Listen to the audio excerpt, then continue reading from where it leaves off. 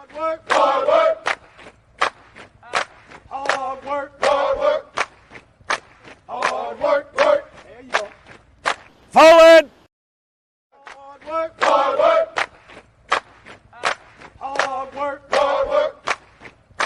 Hard work. Work. There you go. Forward. Hard work. Hard work. Hard work. Hard work. Hard work. Work. There you go.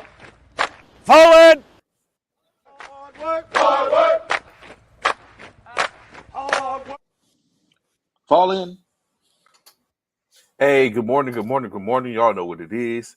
It's me, your boy Trey. Sorry you missed us. I'm back for the second time. Back again.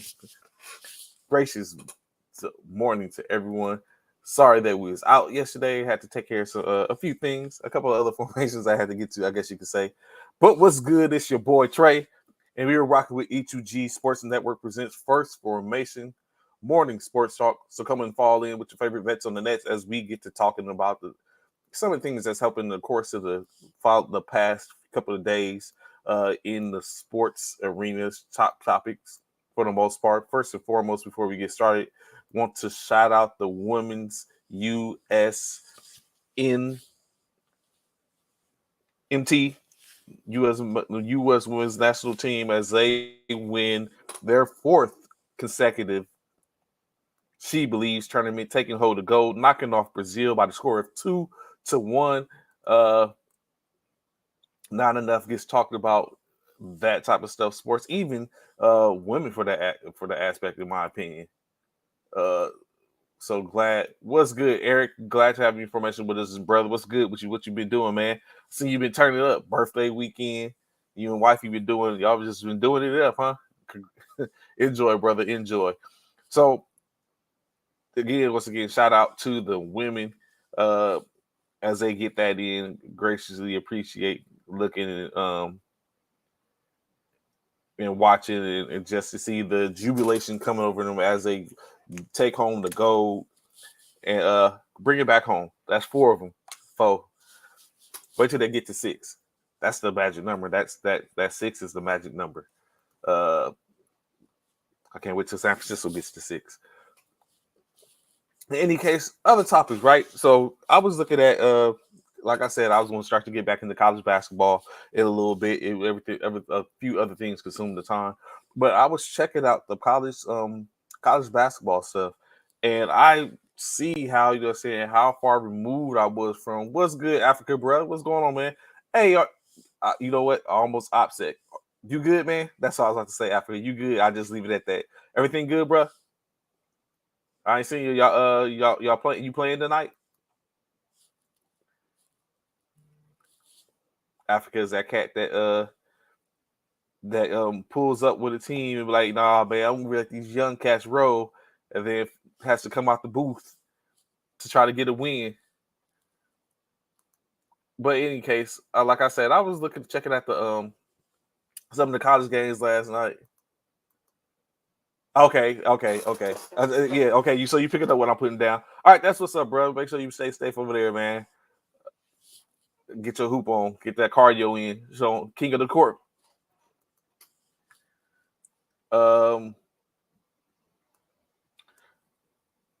So again, watching the college basketball scape, and of course, and when you take a look at it, right? Looking at some of these teams, of course, you know, Alabama has been on one. They've been pretty productive. You got Houston, that's the number 1 team for the 3rd time this year. You got teams like Purdue and stuff that's putting in the work and being very effective.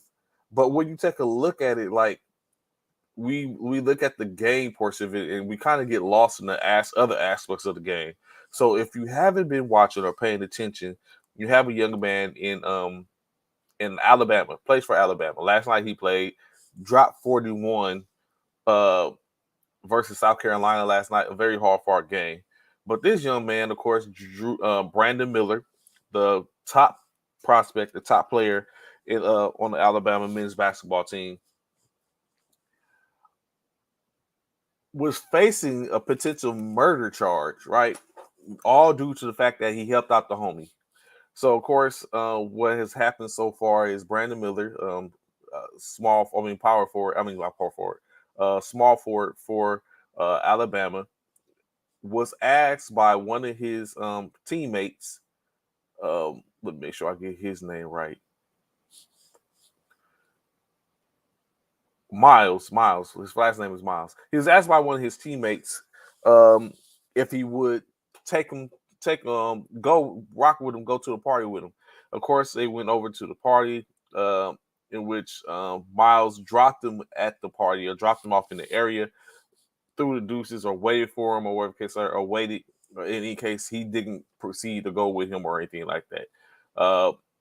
Come to find out, his former teammate and partner ended up shooting and killing a young woman, in which and then they went back to the campus. Of course, a couple of weeks later, Miles was picked up. Yeah, I think there was video of him being picked up and walked out when he was crying as he was being taken. And then it was the investigators said that it was Miller that basically transported the weapon that Miles used to kill the young lady, transported it with him to the spot. And so basically what happened through the investigations and all the of course everything, it was found that Miller didn't have any inclination of what was about to happen. He didn't know that the weapon was there. So although the weapon was legally unregistered to Miles and was a fire, and he had a licensed firearm, a license to handle it, he concealed it in the back seat of Miller's vehicle. And upon using it and taking it back, it was all said and done. But of course, it all snowballed. It was looking at a potential where Miller potentially wasn't going to be able to play. He came in yesterday, of course, in the South Carolina game. As soon as he touched the ball, it's just as anything else. All the boos rained down. He missed his first shot. There was a loud and thunderous cheering going on. Like, fans is wild. I guess anything that gives an edge. But in case they did all that, in state was that Miller in the game ended up dropping 41 points over the South Carolina squad as they win 78-76. It did go to overtime. It was a pretty hard fought game. Alabama currently a number 2 seed. Of course, when the tournament starts, depending on how everything goes, they're looking at being 1 of 4 top seeds. Of course, Houston at the number 1 team currently is going to be another top seed. So it's starting to heat up. It's starting to get a little dicey, a little spicy in the NCAA March Madness as you get ready to start and fall into the conference tournaments and championships to find the automatic bids and see where everyone's going. Of course, what's interesting is some of those blue bloods that we've used to seeing, i.e., the Kentuckys, the North Carolinas, might not be there. UNC, that's the Tar Heels, just in case y'all don't want nothing UNC Asheville, not UNC other ones. The Tar Heels are currently on the outside looking in. If the tournament was to start today, they probably wouldn't even get a bid. So you have the Tar Heels. Kentucky has turned things around. They started off the season kind of dismal. In the last couple of games, they have lost. They have gone, I think, 3-4. Correction, 3-1, or something like that. In that case, in which they have now are currently 19. Oh, I think it was 9-1 or 9-3. But in case they're currently 19-9, which has kind of like turned things around to make it pretty productive, where they get an opportunity, probably definitely a double digit seed. But it's looking good. All they have to do is avoid, when they get into the tournament, being knocked off like in the first couple of rounds. That should do good for them. They had a Hawthorne game yesterday. Same with in North Carolina. They end up losing to Notre Dame last night.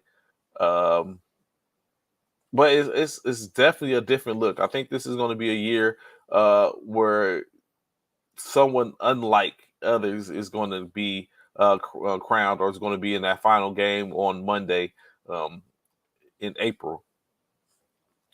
Let me see where we're going to go from here. A couple of things going on, of course. Where are we going to go at? Let's take it here. Of course, yeah, I wouldn't go here. Let's start with some NFL. Let's get into the pigskin a little bit, just to for some variance. So, of course, we know Brock Purdy, phenom quarterback, or that's what we're gonna call him, phenom quarterback from the San Francisco 49ers, has to delay his surgery due to he still has swelling in that right elbow that was injured during the NFC game. He still has to continue allow it to heal, has to let the swelling die down before he can go and get the surgery. Of course, he was supposed to have the surgery on the 22nd of January. I mean, on the 22nd of January, actually. And here we are at the 23rd of February, and we have 22nd of February. He was supposed to have the surgery yesterday, but it is still swelling, so he's not able to get the surgery yet. So, of course, with that going on, that's going to potentially may just start to delay his recovery, in which the ideal is that him and Trey Lance are expected to compete for that top spot with to take over the San Francisco 49ers. Of course, there's been talks lately in which there has been rumblings or discussions on whether or not San Francisco would take a swing at any of the free agents that are currently out there, i.e., you have Jimmy Garoppolo, who already knows the system and has been pretty effective in the system. Bringing in any new blood. I know Derek Carr has entered into the conversation. I don't know about all that. And then, of course, you have the same old where a conversation was spoken in reference to Aaron Rodgers. Although while he was playing golf, Aaron Rodgers discussed that he's not going to San Francisco. That's what he said or came out of his mouth. As if we would want him. Speaking on Aaron Rodgers, we all know he went into his deep dive. What's going on, Kanith? How you doing, sis? Glad to have information this morning. I hope everything is going graciously for you this morning. Enjoying your day. But Aaron Rodgers, we all know he went into he decided to go into a I guess you could say a dark. He went to his what they quote unquote his dark place, as he wanted to go and reflect and kind of like think about what he was going to do, what he was getting ready to get into. When it came down to him and his engagements with his organization. If he's going to stay, if he wants to continue to play ball, if he wanted to continue to give forth the effort to make it happen in Green Bay, if he was open and interested in moving on from Green Bay and going somewhere else so they can go ahead and get started with their next people in place. So we could, of course, he went and had to have an opportunity to engage in all that and think about that allegedly. And he's out. He's done. He's he's done with Green Bay. Let me make sure he's back from the facility in which he went into, which was in Oregon, that he decided to go and to do his retreat. He exited the facility yesterday. And so the expectation is that he's going to at some point he's going to come back on and kind of let it be known or speak to it. So I'm hoping that the media and everybody gives him his just due and allows him an opportunity to come back and be like, okay, this is what I'm going to do. Of course, we don't want to hear the bombardment. We know on the Pat McAfee show that was recorded on on Valentine's Day, February 14th, that he stated that he once he comes back, he'll have a better sense of his life and what he wants to do, and he'll let it be known then just what he's figuring and doing for the most part. in any case, I'm hoping that he gets the opportunity. Of course, there's going to be the hot topic that everyone's going to be on that and discussing and talking about, wondering what Aaron Rodgers is going to do, what he's going to do, what he's going to do. In the respect of the squad in which he played for, I hope he let it be known and comes forth and speaks on it early, because what you don't want to do, you don't want to have anyone held up waiting on you. Of course, it's not like our quarterback for a multi-million-dollar franchise, but I've had positions and jobs in which I've been offered, and I was like, yes, I accept the position, and then a better position pops up, and I'm thinking to myself, like, I don't want to hold them at bay, because if I sit up and get this position, I'm not going there. I'm not going to travel here just to end up getting the position and travel back there. So I had to make that phone call and message and let them be known, like, hey, I have an opportunity as a better position, and so I'm going to go ahead and engage on taking that. I want to let y'all know so y'all can find someone to fill the current position in which I was supposed to fill. So I just think that's good business. So it's just one of those things in which you got to look at that. Good morning, Coach Cal. What's going on? Glad to have you for information this morning, brother. Hope everything is about to go down. We're getting back into the season. Basketball's about to reemerge. See what your Mavericks going to do. What's good, CC? What's going on? So you asked, why hasn't Green Bay made the decision for them, since they really don't believe in Jordan Love? So I think clearly and concisely you state that perfectly, CC. I think they're not completely sold on Jordan Love as well. But of course, it's hard to move. It would be hard to move him. What's going on, Frat? What's going on, Nathan? Glad to have information. He said wreck the Packers. So I think it's just hard to. I think it's that decision is hard. So Aaron Rodgers is owed roughly $60 million. 60 million, roughly that much money, dollars, as well as what he has left on his contract, which I think is an additional maybe 40 million, if not more. That's hard to move, bro. Someone has to be willing to take that and take the step that comes along with what comes wrong with Aaron Rodgers. Then they have to be willing, like you said, is it the Jordan Love show? If it isn't the Jordan Love show, they have to bring somebody in. Instinct, they have to trade Aaron Rodgers, and I don't think they're. And I think that's where the issue or the problem remains, is like someone has to have a limit, at least 60 million, if not more, to be able to like, you think about 60 million, for the most part, you can outfit a whole squad. You can probably roll a good amount of reserves for a whole unit for $60 million. And this is what they would have to pay for one man, especially if you don't have a. So I was about to say, Aaron Rodgers, although he almost did get the not Super Bowl, the playoffs with his crew, some inexperienced young talent at the wide receiver core and on the offense, would have to potentially go somewhere else and do that same thing, because that's the only people that's paying for them. When you got all the teams that need a quarterback, or go down the line, like, where would Aaron Rodgers fit? Where would he have the most effectiveness of our offense? We don't know. We still have yet to know if Lamar Jackson is going to be in Green Bay. Besides that, everyone else is kind of fit at their quarterback position, except for, like we said, Carolina, Baltimore, technically, Atlanta, New York Jets, possibly New York Giants, Las Vegas Raiders, and I believe that's it. Six out of 32 teams, of course. And then if he moves from there, then it'll basically Tampa Bay, and then possibly Green Bay. So 8 out of 32 teams, if that comes up, need a quarter or in possible need of a quarterback. If you go ahead and sign Lamar Jackson, that eliminates another one.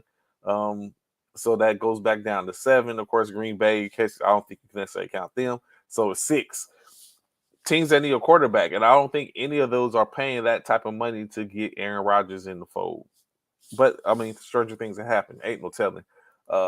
We ain't won the division since '95. It's time to wreck the Packers and Vikings. Bears going to be the Bears. We should get this next one. And maybe Detroit does. Detroit ain't shabby in my opinion. I kind of rock with Detroit, but if you and then that's another one. You almost can add Chicago to that mix where you don't know what Chicago is doing. I know I seen something where where it was stated, or I don't know how credible it was that. Oh, I'm sorry. The Colts. Add the Colts to the afraid too. That the Colts, even though aforementioned, might be looking at taking Anthony Richardson out of Florida. That would be crazy. He said, "Not going to happen, Bears." I mean, they might. I would think that if I hadn't seen the situation happen with Jim Rosen, or which I guess was kind of skeptical because it was said that he wasn't too engaged with football anyway. He was just like more like a kid. It was more of a hobby to him.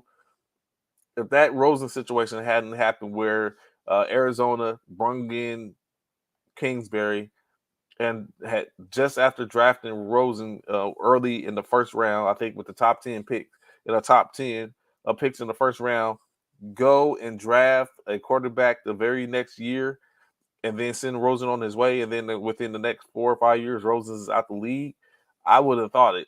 I think, of course, Justin Fields is a lot better than Rosen was.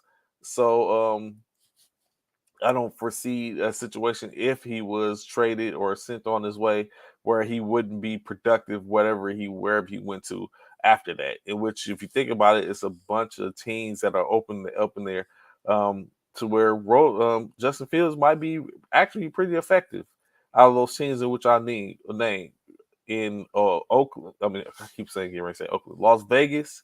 But of course, very sure they have their own. They have their own sights on somebody. um, Gangrene with the Jets, maybe the Giants if they can't figure out what they're doing with Daniel Jones.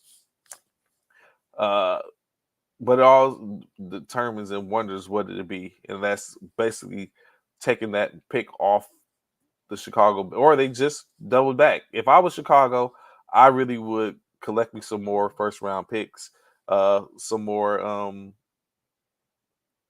assets, and double back at this point and get me. I mean, I'm very sure there's a couple of top receivers in the. I'm not sure what they're looking at right now. I haven't looked at any mock drafts or what the presumably would be the answer, but there's some pretty good wide receivers that's in out there that they could tap into. Um, so it's definitely one of those situations to where it doesn't hurt. I think this is ideal time frame for Chicago to go ahead and be like, you know what, we're just going to trade back. Uh, and put a plan together and get some picks. Chicago doesn't need that first round pick, that very first round pick. They don't, in my opinion. They can get away with it, especially with Justin. It's not like a cornerback or a quarterback. A QB sits out there that's just like head and shoulders above anyone at this point, and they just gotta have them. I think they're good for now. Let me see what else we have. But yeah, so yes, Aaron Rodgers, of course. Um, it's going to be expected at some point. I'm very sure there's going to be a show. He's probably going to get back on the Pat McAfee show to make that announcement. Of course, we know it's going to be asked of him, what is he thinking about doing, or what's his thoughts and mind frame. Maybe he starts talking to other teams or giving permission to talk to other teams. We know at least one team has inquired about him, that being the New York Jets. So I guess you're gonna see kind of where is that or what's going on. Of course, Eric, affinity for his squad, ain't nothing wrong with it. Nothing wrong with it at all. Uh, what else we got going on? Purdy injury, not able to get it. Um,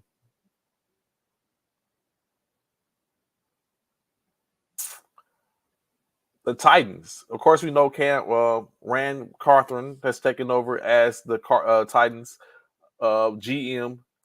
in which he's already started cleaning house to get them under the salary tax.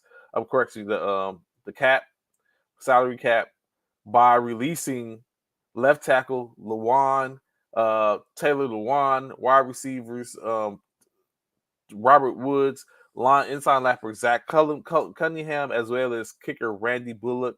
What's good, Dwayne? Glad to have you formation this morning. Glad to have you here, sir. I hope your day was good.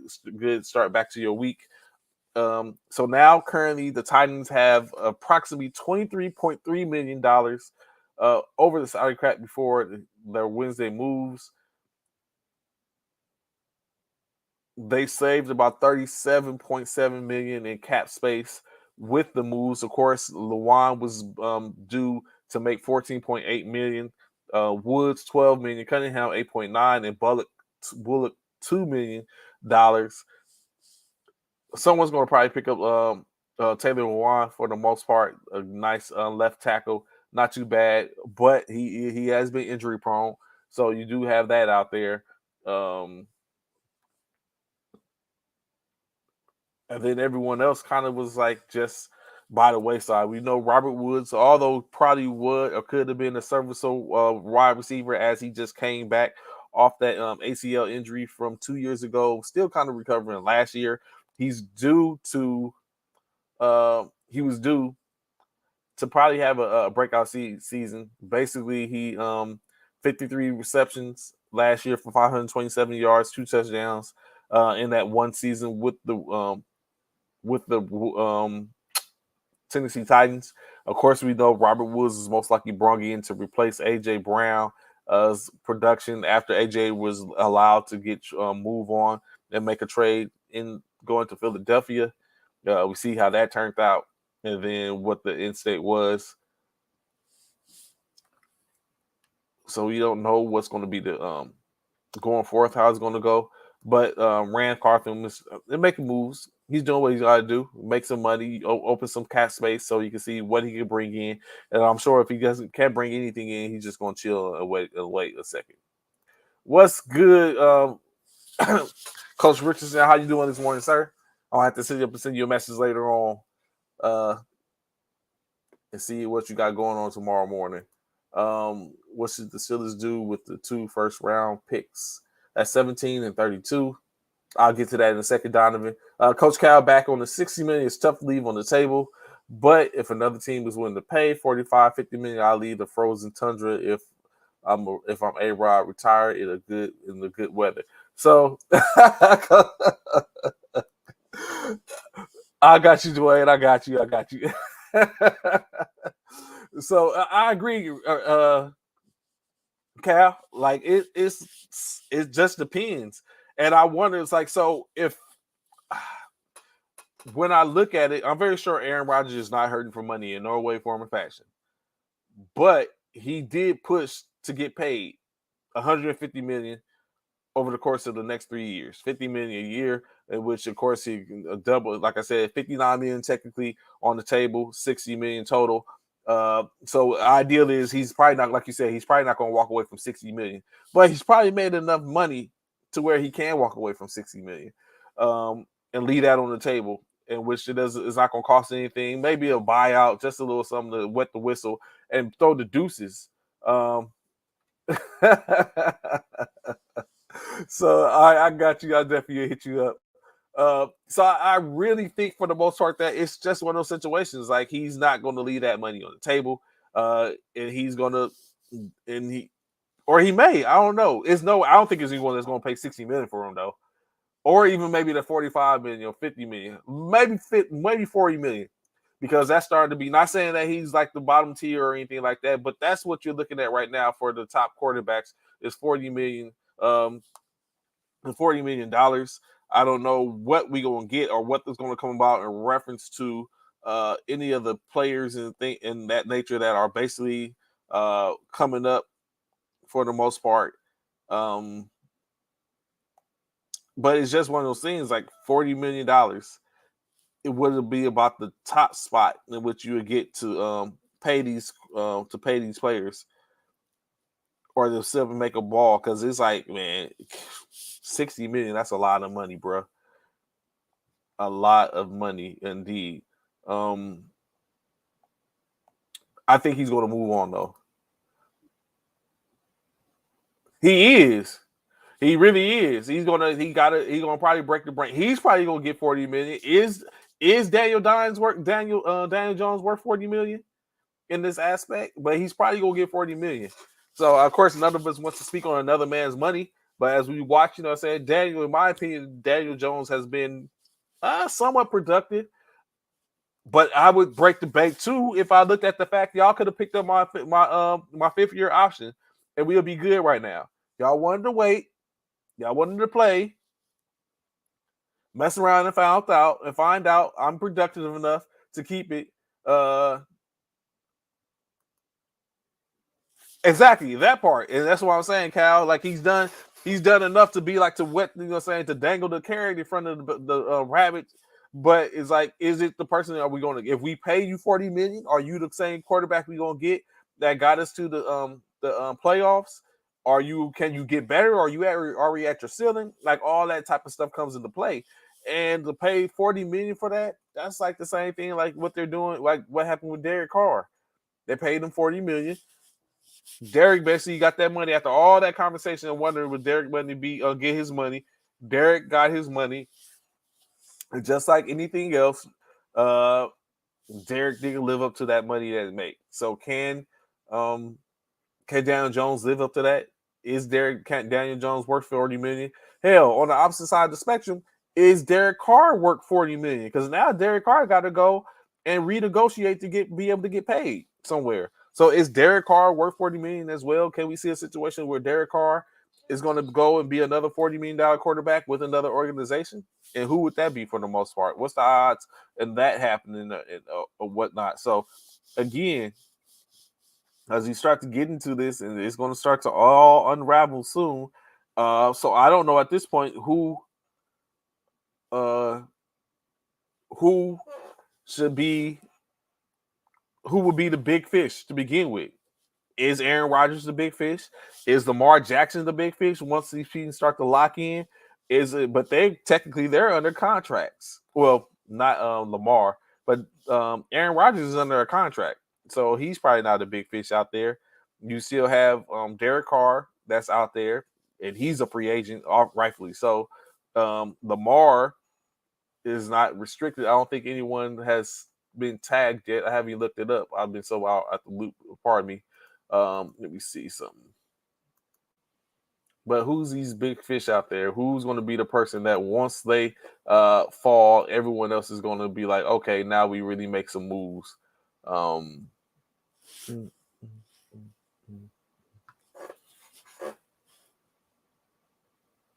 might have to find that and talk about it tomorrow. I don't want to keep y'all in too much.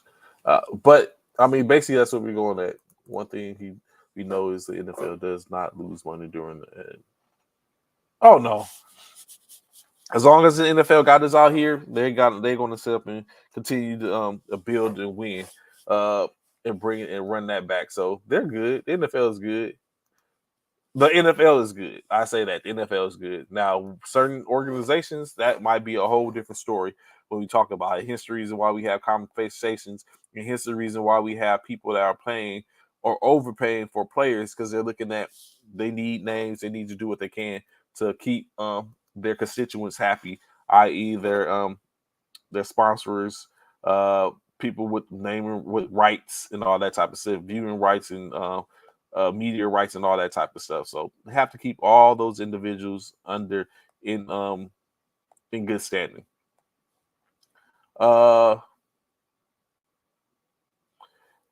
If you haven't been able to check it out yet, go check out the video of the altercation with Alvin Kamara. You go ahead and you be the judge. What do you think is going to happen with Alvin Kamara once it happens? For once, if you don't know, having been lost, the city of Nevada, the city of paradise in Las Vegas does not play when it comes to these type of altercations. They are very staunch on the domestic violence and stuff like that in their city. And I don't know. We don't know. Just got to go check it out. It has a video was released yesterday.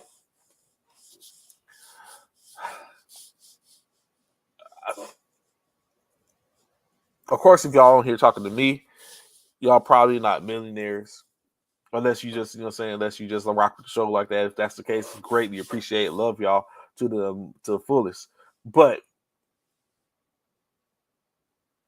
if I was a millionaire, I'm going to sit down somewhere.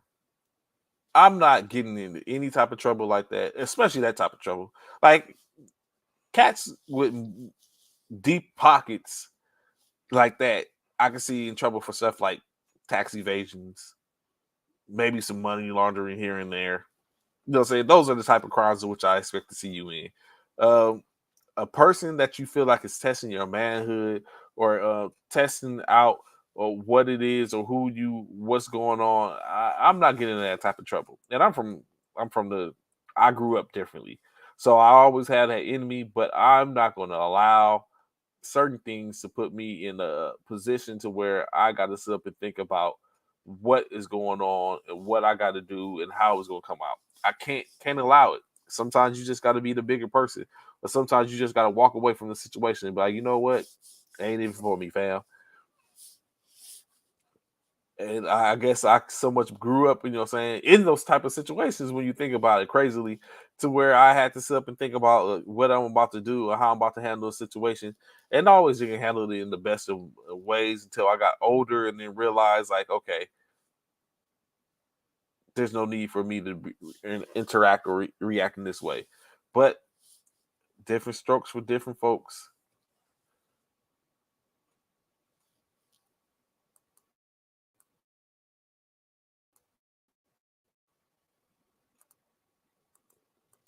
Cal said the Saints should be, or Jerry Jones said the Saints should do the right thing and waive him, send him on his way.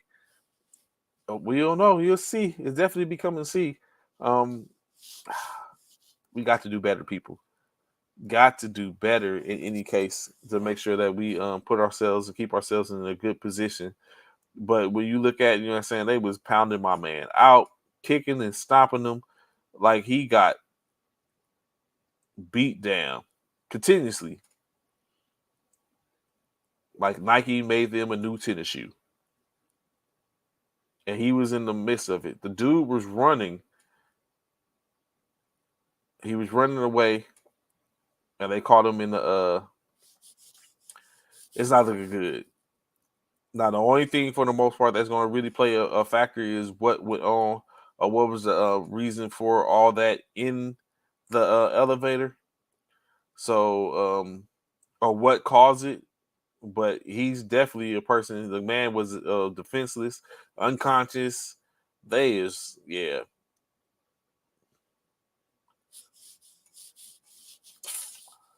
Alvin, bruh, and even Chris Lamons. Come on, man. You don't even. I guess he went out with the homie. So what? I mean, y'all got to check it out and see for us to be able to talk about it. But we got Thursday night football tonight in the XFL. Football year round is a win-win. We'll talk about that in a second, Donovan. I'll get back to that. What's good, Anthony? Glad to have you information with us, brother. What's going on with you?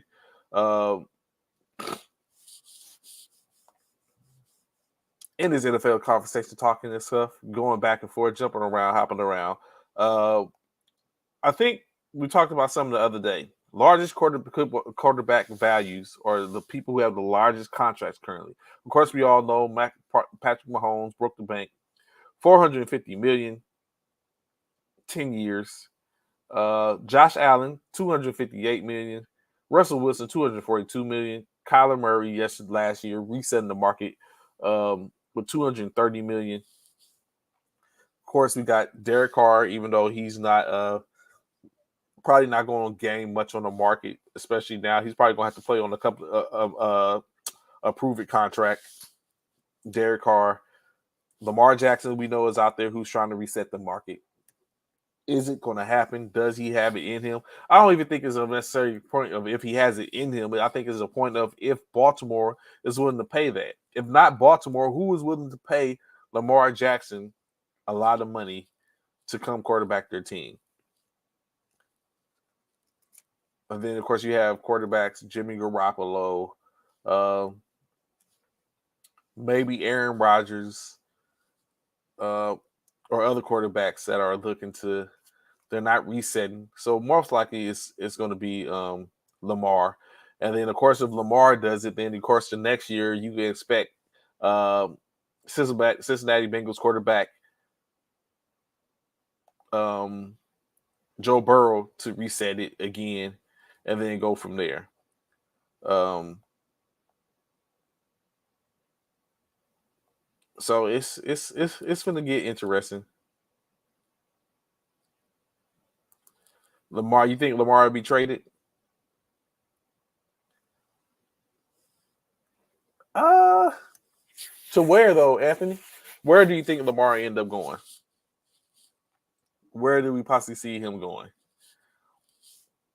Or who's trading for him? Signing, yeah, who's trading for him?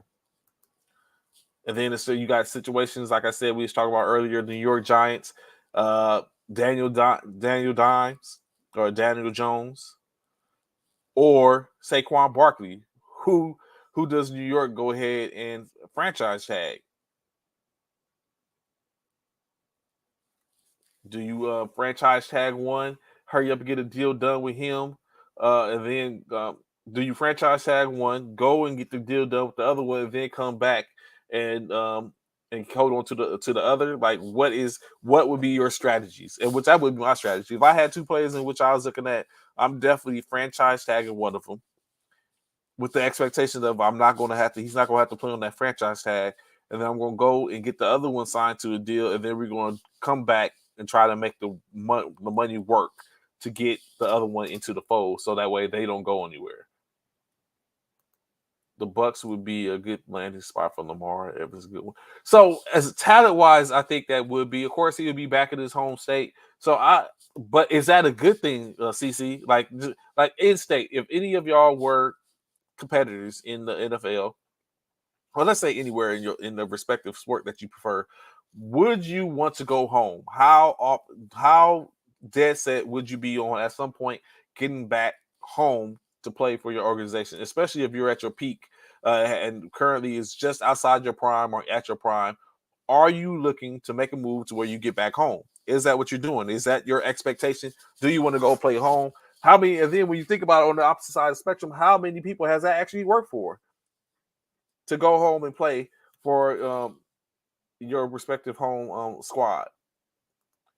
If I'm New York, I keep Saquon. So, in my opinion, Sean, uh, I think I would franchise tag Danny Dimes. Actually, I would franchise tag Saquon. I was franchise tag Saquon.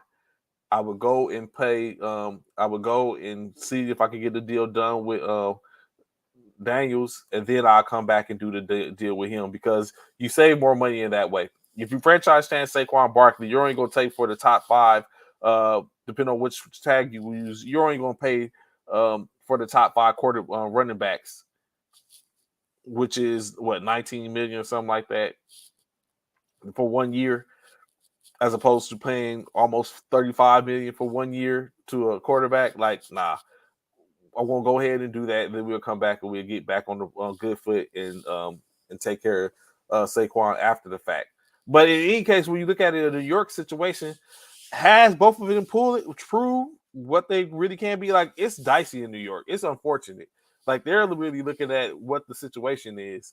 What the problem is they don't know. Like, you got two players that have shown you glimpses of can be very effective, but then it's like you haven't been. Like, I have to say, we've been through turmoil. Like, y'all both was rung in roughly at the same time, and yet we're here. We are. Saquon's been injury prone, but when he's not injured, he's effective. He shows a good affinity to be a great player, game changing. Daniel Jones shows that okay, if you get like, and then additionally, you got to keep in mind Daniel Jones, in my opinion, has been in the same boat as Mar Jackson. Hasn't had a great receiving core or someone he could get to. Galladay they brung over from Detroit. He didn't show them not a single thing. He basically was a stolen valor type player. He took those people money and ran off like the Hamburglar. Like he hasn't done anything. If you tag him, he's not playing this year or next. So Lamar might make $100 million sitting on the bench. New York keeps Jones, cut Barkley. You can find another running back anywhere. Yeah, you can, but is it worth? I'm not giving that Saquon Barkley if I can help it. Like he's the person that we want to keep in. Here's the reason why he gets franchise. The Giants should keep Danny Dimes and waive Saquon. Cal, y'all can't pay him all, Cal. Come on, bro. Y'all can't pay him all. I hope the Cowboys sniff around and for Hopkins or Evans. I don't think neither one of them will go anywhere. Are you on the same thing that Cal's on, CC? Running backs fall off so damn fast, it's a risk to pay them. True that, and that is a very valid point, Cornelius, because in stadiums when it comes down to it, like, and then when we talk about Saquon Barkley, like we gotta remember at one point we was checking the hard for Calvin Cook, we was checking, Dalvin Cook, checking hard for King Henry, and yet look at him. I was bamboozled. I drank the Kool-Aid in reference to Jonathan Taylor. Look at it. Like, it's like all that type of stuff. The only person that has been productive and stuff, even Kamara, who showed glimpses and stuff like that. But of course, I think he really was bothered by the situation that he's currently getting ready to deal with. And it really goes bad. Whenever they release that tape, the only thing that's saving Kamara right now is the fact that it was a man instead of a woman. But usually when they release the tape, it doesn't always go as planned when the videos come out. And now the video has came out. But in any case, like all that type of stuff, the only one y'all saying no cap for real that has been really productive after that and come back off an injury, Christian McCaffrey. So Saquon Barkley can potentially go somewhere and do the same thing that Christian McCaffrey did. Had Christian McCaffrey in position for an improved player of the year if it wasn't for Gino. But so it's true, like CC said, once those running backs get that money, they fall off. Okay, you start to be looking at like, yo, we paid all this money for this cat. I know he can speak to it, him and Coach Cal can speak to it for the simple fact. Look at Zeke. Zeke got that money, and what happened? Barkley been injured almost every year. How many times Jones been out? Jones hasn't been out, but he hasn't had the tools, in my opinion, or the weapons, as we say. I say tools. I don't want to call these individuals weapons. He hasn't had the tools to be productive in the system. He hasn't had at least just one wide receiver. He was without the best running back that they had. He was without a wide receiver. OBJ find a team this summer at the price he desires. I don't think so. I think OBJ is going to really have I almost said come to Jesus moment. I think OBJ is going to have one of those situations where he's going to realize like the value which he seeks is going to be a value which he's going to have to prove he is. Until then, he's going to have to take what they're able to give him, what the expectations that they're going to do. Well, OBJ, of course, rightfully so, he's coming to the end of his career. I don't know if y'all would say that OBJ is Odell Beckham Jr. for those who don't know who OBJ is. If he's in his prime, or if he's past his prime, has he read his prime yet? He's been injured a lot. He didn't play. He left the Super Bowl year before last. He didn't play none of last year, so he's coming back kind of fresh, I guess you can see. But at the same time, he blew out the same knee in which he blew out prior to. So we don't know. And I do agree with Anthony. OBJ is beyond a solid number 3. Like I think it's like a cheat code. And OBJ at number 3 is probably a cheat code. But for who would it be? And OBJ wants to be paid like he's a 1 or 2. That right now is, like I said, it's again play it on a prove it deal where you got to come back in, you got to come in and work. We give you 1 or 2 years. After we do 1 or 2 years, we'll go ahead and maybe look at extending you worth what you are worth at your position and your production at your age at that particular time, and we rock from there. But of course, players be, what I'm saying, I don't think the NFL is a players' league. So it's like they have to go with what they have to. Cornelius says Jerry Jones is going to pay OBJ. He can't poach another wide receiver. I don't know. They might find it. Like he said, Hopkins is out. They might be out there. They might trade Hopkins. Uh, they might be able to bring in some value for a Hopkins. I don't think Mike Evans is within their reach without losing too much. Uh, but I mean, we're gonna see once the free agency opens and they start moving around players. Hopkins in New England. I think Hopkins in Dallas training with Dez. Oh, so he out there now. I don't think we should look too much into that.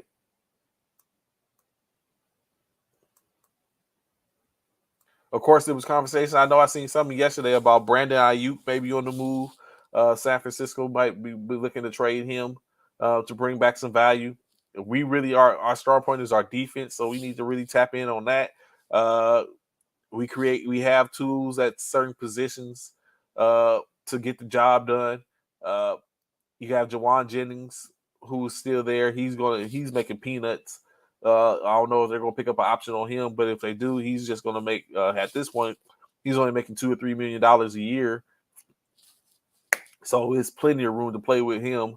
But we do have a bunch of free agents in which we got to sign or let them walk, and that's predominantly a bunch of tight ends and cornerbacks, defensive backs. So we'll see.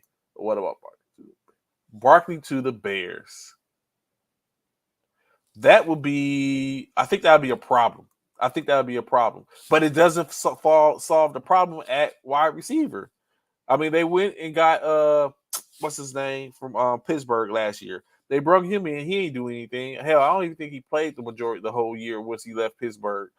So, but that gives an opportunity to kind of like get into the fray. So, the Chicago, every team at this point is a retooling stage, getting them back into the lab, figuring out what you're going to do, getting personnel, putting them in position based off of what you have. You have what we have in Chicago, in my opinion, is a very productive,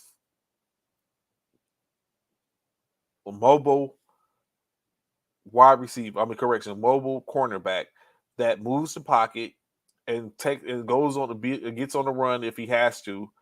But was that based off the fact that he had to? If that is the case, then it's like, how effective would it be if he has to sit back and pass? We know Justin Fields could sling it, but can he put it in the proper position for his quarterbacks? And that was needs. They need a number one, a true number one, like Coach Cal said. They need a true number one. If they have a true number one, they have an all right backup in Howard and two. They have two serviceable running backs to deploy. They need a number one. They need a one, and then their current one could go to two, and maybe they could do some damage. They have an all right in Kemet Cole, but bring in like another tight end. Chicago might be able to give problems to Minnesota and Detroit.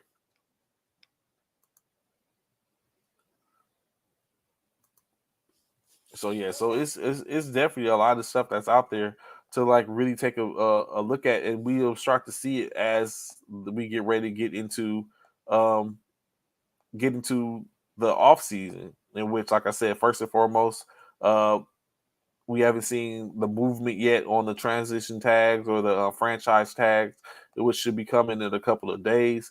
Once we start seeing that, once we start seeing that, we'll really start to see the landscape of the NFL really start to take a shift, and we'll know, okay, what's going on. We'll know if there's been some underhand dealings, or if people have been talking in the background and been engaging. So it's really going to be a situation to where we'll start to see soon, very soon.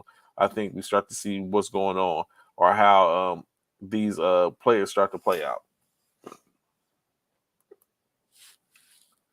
Titans only moves. Yeah, the Titans cutting people. So they're making room. Trying to make room under the cap. Try to make rooms under the cap.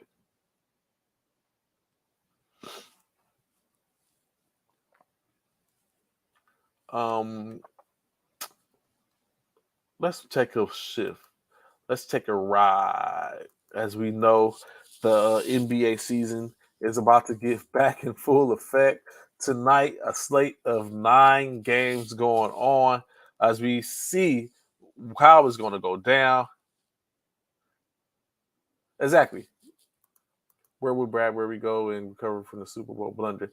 There's someone's going to go. Someone's going to draft Black. Someone is going to pick up Bradbury. I was like, yeah, he had a blunder, but he's going to be picked up. If he doesn't get re-signed with Philadelphia, he's going to go somewhere, and he's going to be effective and probably wreak havoc on whoever else after that.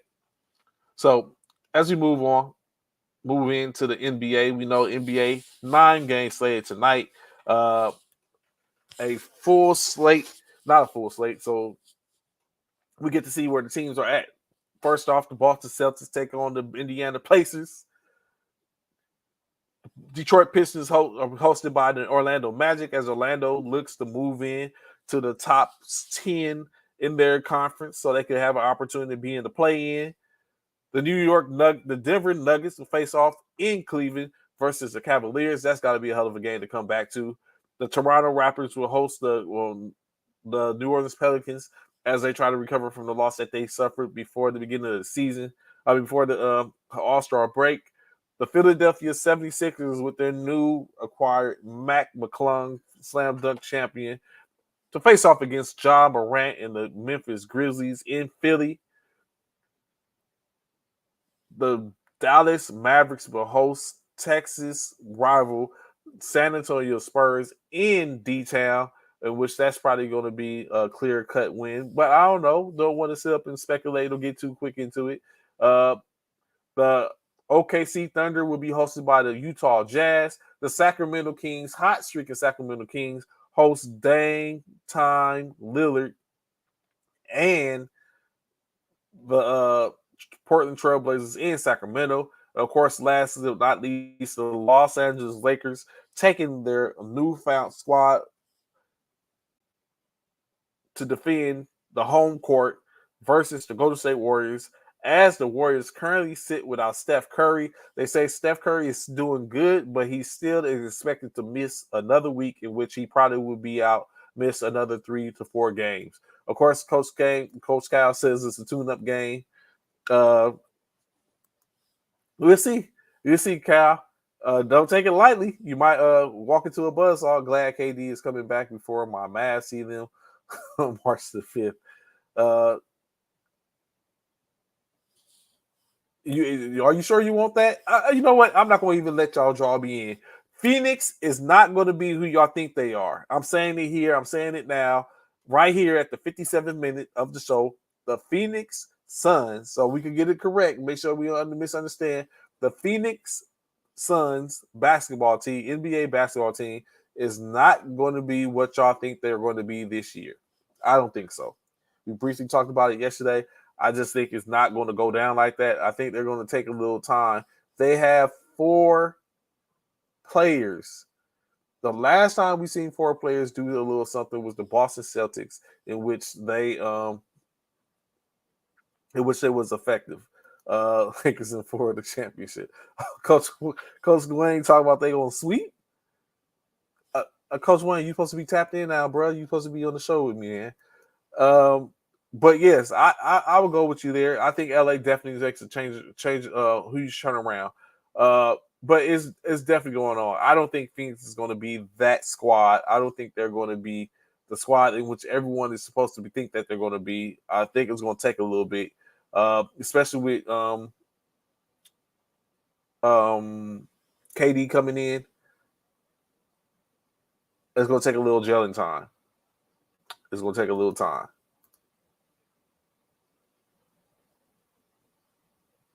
Yeah, exactly. It's just not like it's going to need a little more time. I'm not saying they don't get some wins. I just think they're not going to be the well-oiled machine in which everyone thinks they were going to be once he got drafted, once he got picked up.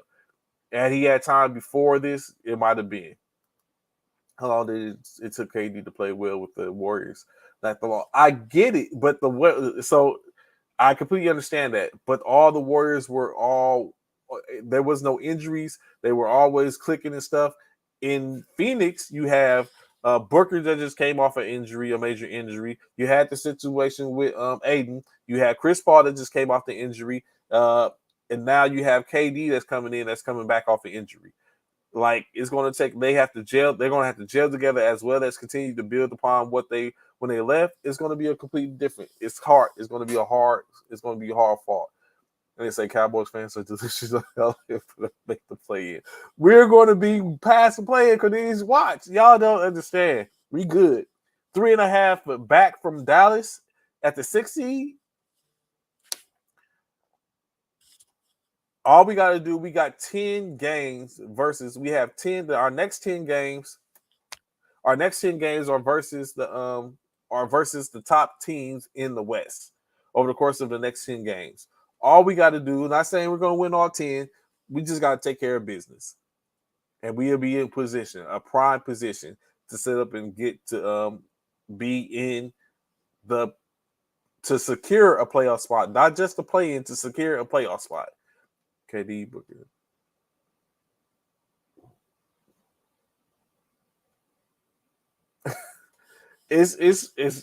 Coach Cal, it's not going to be what everyone thinks. Both ends of the ball. They don't have Mikal Bridges there now. It's like the people that they had that was kind of covering up for those blemishes on the opposite side of the ball. When you get down to the defensive end, they're not there anymore. They're not walking through that door. Someone's going to have to simply make a decision, business decision that I got to play both sides of the ball. They don't have enough, basically. As a matter of fact, who's their bench at this point? I wanted to bet when it goes sour, Bron's going to sit out like the last season. He was injured, CC. He was injured. We're going to get to that in a couple of minutes, Anthony Westbrook, in which I think that was the biggest mistake that we could have made in letting Westbrook go. I think it was a mistake. But, of course, like I said, we will get to that in the second. In foul trouble against made.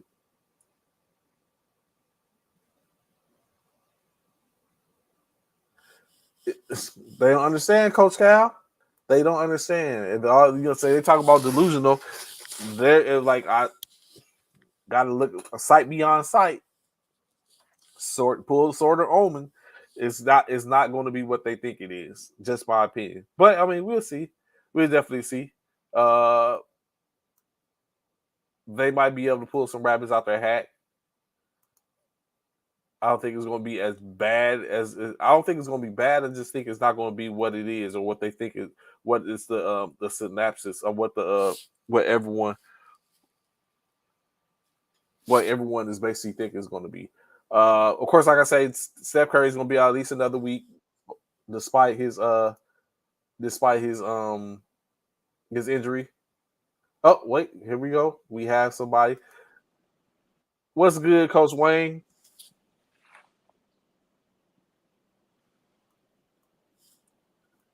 Can you hear me, Wayne? Yeah, I can hear you. I probably got to go somewhere where I got better service. Okay, no problem. So yeah, Hold Curry, on, what's up now? give me 2 minutes. I'm gonna log back in. Okay, no problem. All right. So Coach Wayne's going to log out so he can get a better service, and he's happy with us talk about what went down for the Capital Classic, and of course, saying fellow Waker fan, we can wrap and talk about saying keep it real. Let's just and speak about what we think LA is going to be when they get back. Of course, Clippers and Russell Westbrook. I seen Russell Westbrook coming as he walked into practice this morning or yesterday. Spry and Step is basically looking like I don't know. I think it was I think the Lakers shouldn't have dealt him. I mean, honestly, I ain't gonna say they shouldn't have dealt him, but he was doing well. Now he's going to go over there and he's going to do exactly the same thing for the Clippers, if not more. Maybe get into their starting lineup, and now it's going to be a problem in the West. At this point, it looks like they got everybody. They're taking a look at everybody on that roster to where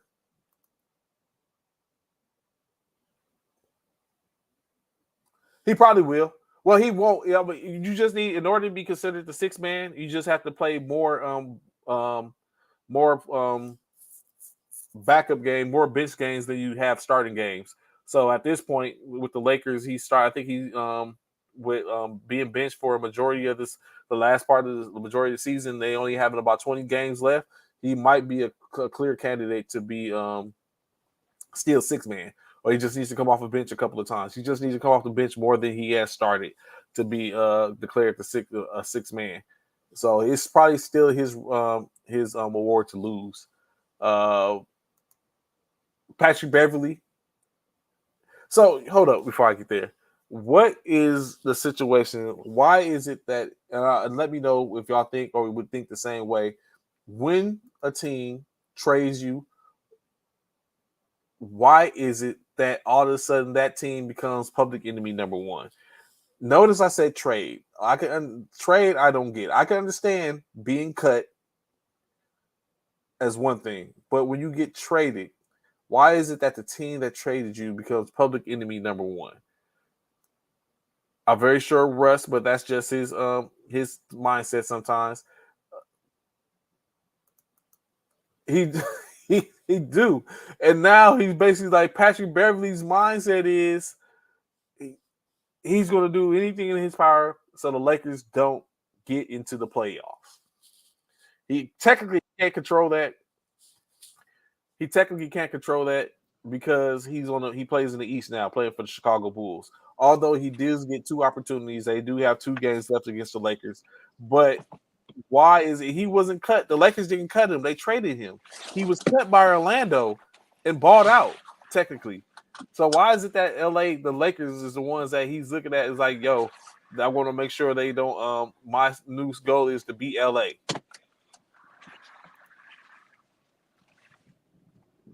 Say he's cut from the same cloth as KG, Kevin Garnett. And so I don't know. I don't get it. Of course. So then you have 2 players in Beverly and Westbrook that's probably looking to knock LA's head off. In which, of course, the loss Westbrook has the opportunity, being that he's just across the hall. He's going to see them more and more than Patrick Beverly would.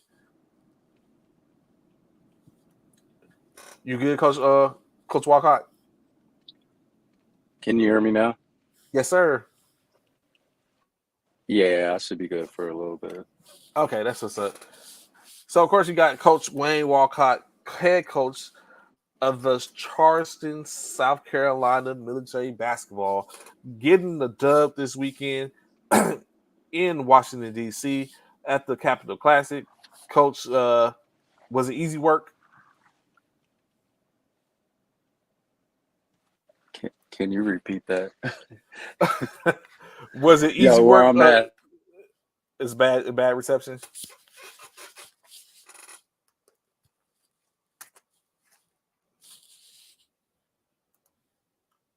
Patrick going to hurt the Lakers. You there, Coach? Oh, he can drop off again.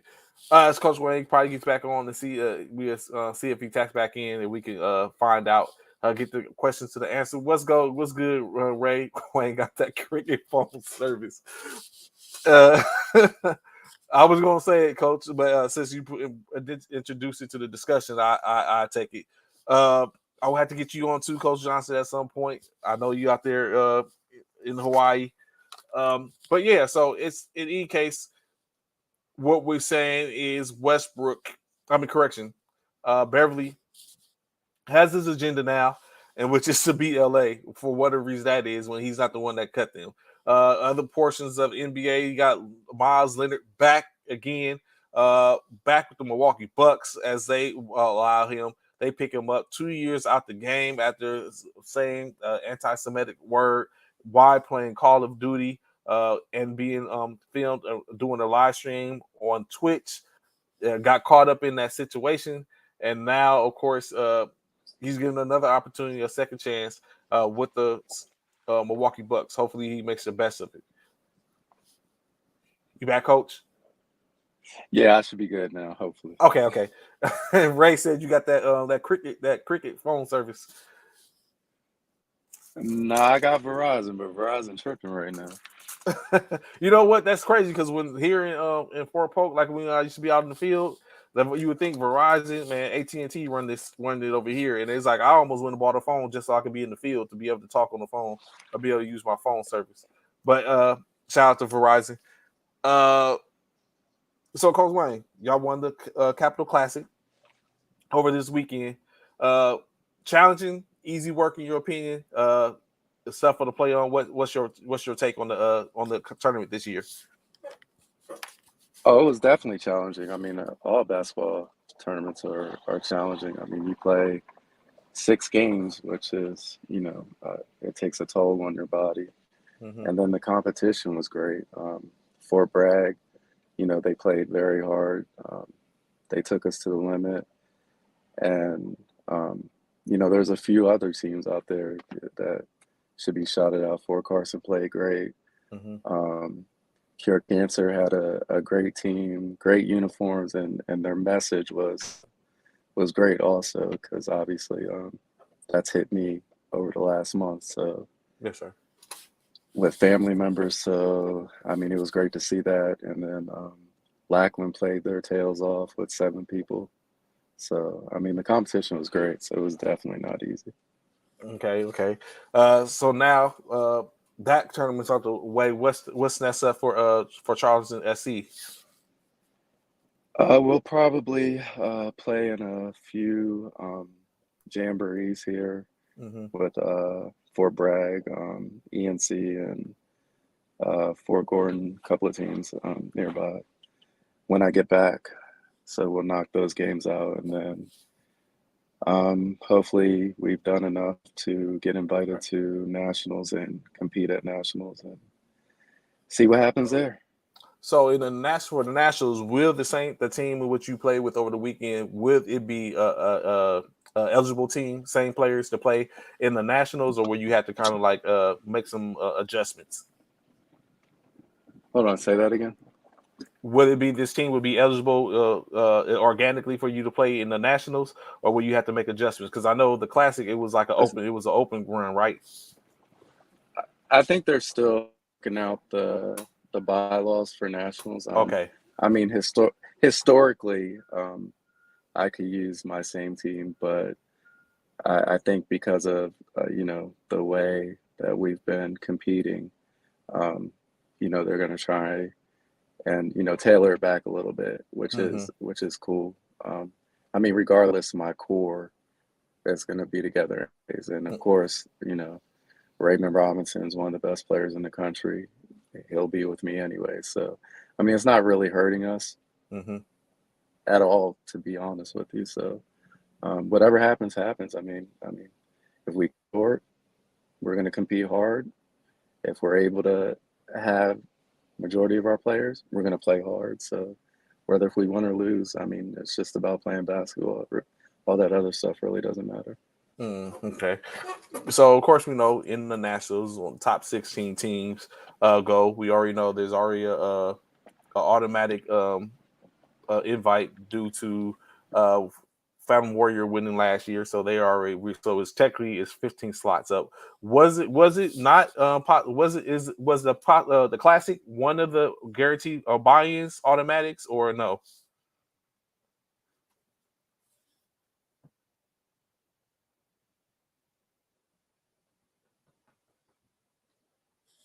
Oh, lost him again. So as Coach Wayne works his way back, we get to ask questions a couple of more questions, which hopefully I'll be able to talk to the planners of the National Military Basketball Team tomorrow. As I look, I'll have to hit up Coach Richardson today and get Dwayne to buy in and let him allow Coach Richardson to step away from his work, his hours, maybe to have a conversation with us tomorrow, of course. Continue on in the NBA, talking in reference to the NBA. Of course, we know another situation that played out over the course of the free agent period. Correction, the player deadline was Payton, Gary Payton II. Was found to not be completely 100% ready to go with his injuries, of course, having a abdominal strain injury, in which he was traded for during that time frame. It was a 14 trade, in which afforded the opportunity for players to be coupled by the different teams. In this case, Gary Payton II was not. They said Portland wasn't forthcoming with the information that put him in the sights of Golden State. Golden State found that when Gary Payton II got to their physical, that he was forthcoming and said that he had pain from an abdominal injury, that surgery which he had while he was in Portland. Portland didn't say that he was on Toradol and taking Toradol to keep the pain in check. They just assumed that he had recovered from it since he had missed the first 35 games versus the first 35 games of the year, in which it comes out once he got traded and went to Golden State, it was found that he had been medicating to take care of the pain, and he let it be known. Of course, it was held up. The trade was held up for a second. We know Wiseman went to Detroit. Sadiq Bey went to Atlanta. And that was a player that went to Portland. And, of course, Gary Payton II went to Golden State, in which Golden State had, because it was at the trade deadline, literally 10 minutes before the trade deadline was the end, and they made the trade. And once it was all filed out, they basically Golden State had until the 13th, I believe, to decide, the 12th, to decide whether or not they were going to go ahead with the trade or if they was going to bust the trade up, in which they said they already had in their mindset that they was going to keep Gary Payton and allow him to see, hopefully recover, giving him a month to do so, and they'll go from there. Coach Wayne, you back?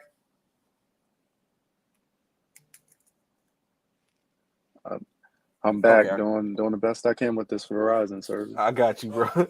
So in the case of Gary Payton II, do you think it was a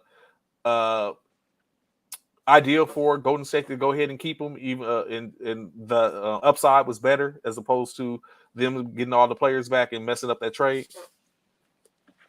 Hold on, what was that?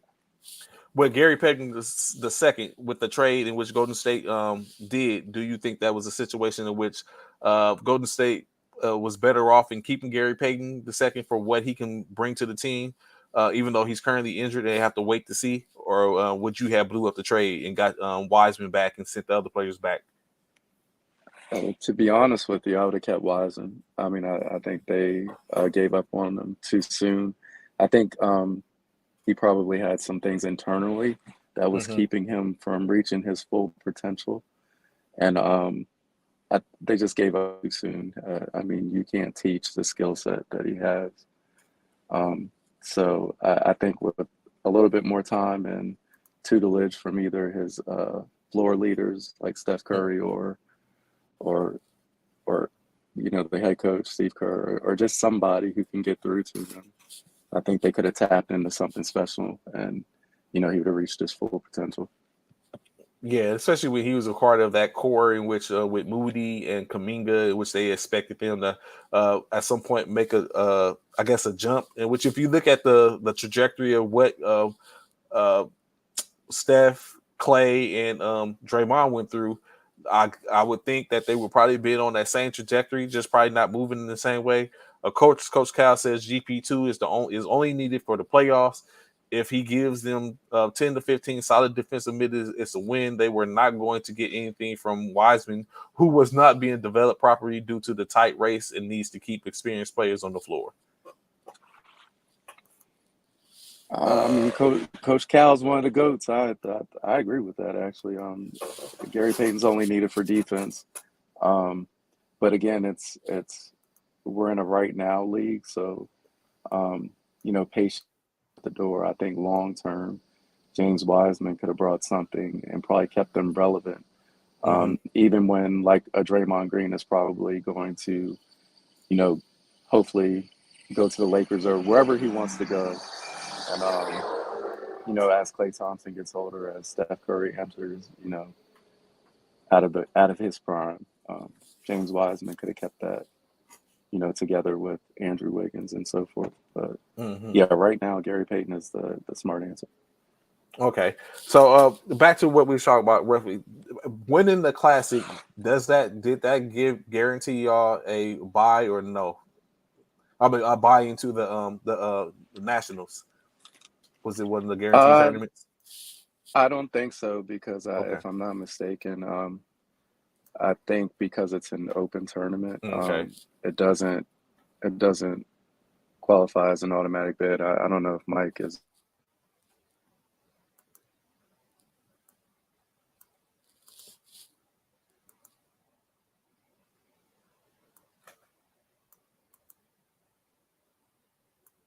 Hopefully, we should get Coach Wade back in a second. Of course, he goes back out. So, of course, he's gonna say, in case getting back to the GP the second, that is the which Cal was definitely on point in saying that that's the main reason. Of course, they initially brought him in is to be a defensive presence to help, saying wherever he was very effective versus the Boston Celtics in their run, which gained him a championship in which he contributed to for the most part. So the expectations is that he's going to be effective and he's going to be able to play and contribute towards the playoff run. Now, will Golden State be there? That's the expectation, of course, that Golden State will be there and they will be primed to go, ready to go, and they won't have a problem with getting to the play-in or even the playoffs. Of course, that remains to be seen. Coach Wayne, you there? Yeah, Okay. as I was saying, I don't. If Mike is listening or if he's on, maybe he can clarify. I don't think it's an automatic. I know that Joe Hall is an automatic. He promotes that, but I don't know historically if the Capital Classic is. I don't think it is because I guess it's classified as an open tournament. So um, Okay. I don't know. Which hopefully I But get I him mean, on. regardless, I hope I can get them on tomorrow. I see, but of course, like I said, in regards, y'all gonna do your work to put yourselves in position for that. Keeping in the NBA, Lakers fan, do you think moving Westbrook was the right move? absolutely. And I love Westbrook, and I love everything he's done for the game. Some of the things that he's done um, are unworldly. I mean, you're not going to see somebody average triple doubles for consecutive years. Mm-hmm. And people say it's empty stats. It's not empty stats. I mean, he got the Wizards to the play-in game with a hurt Bradley Beal. I mean, he plays hard, so nothing against him. He just didn't fit with the Lakers. I think D'Angelo Russell is more of a threat as far as outside shooting. Historically, LeBron James likes to be surrounded by shooters. He has that now with Beasley and Mm-hmm.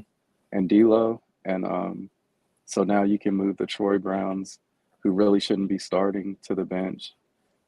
Vanderbilt brings, that toughness and that defensive athleticism that they've been waiting for because no one outside of AD seems they want to play defense. So we definitely struck gold with the trade.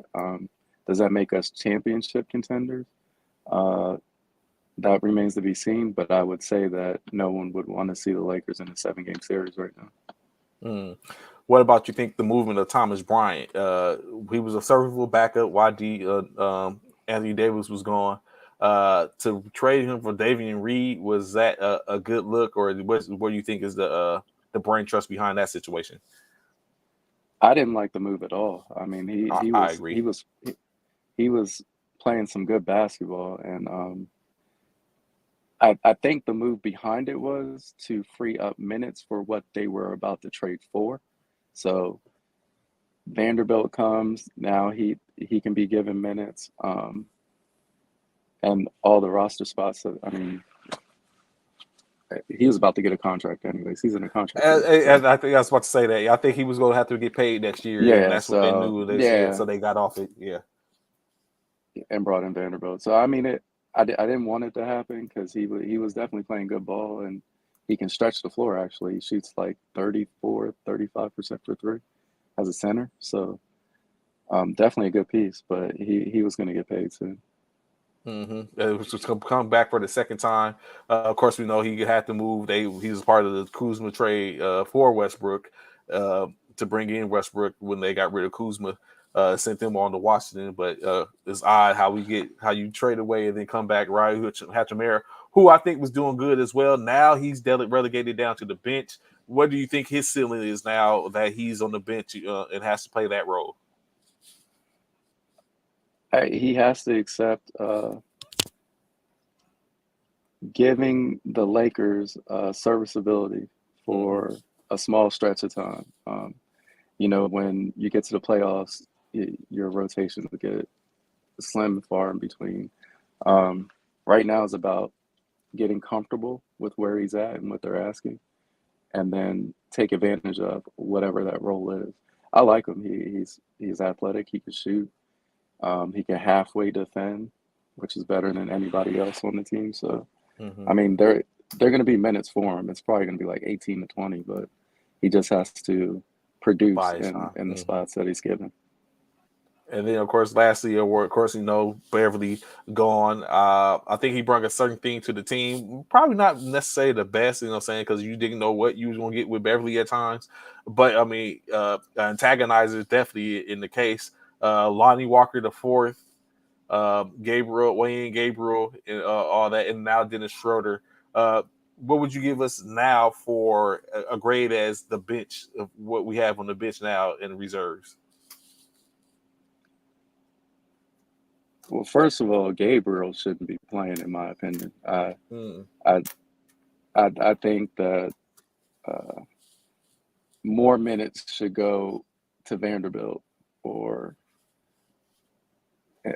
I just don't like anything about his game. He's inconsistent. He was like that at Kentucky. I was never impressed.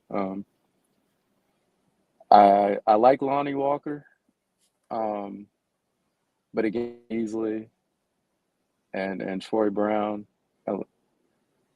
Troy Brown's a shooter, a pure shooter. He has to be wide open.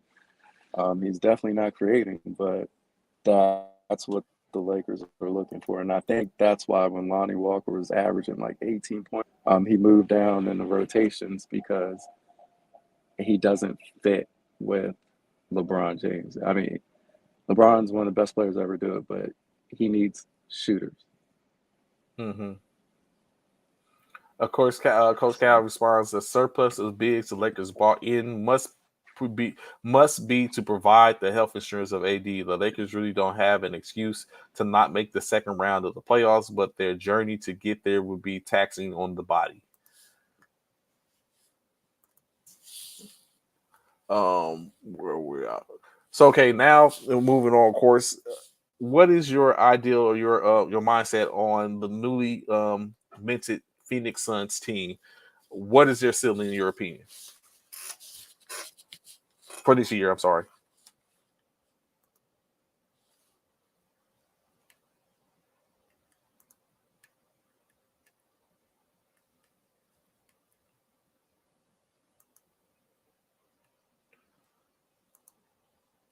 I guess coach is going to drop out again. Hold on.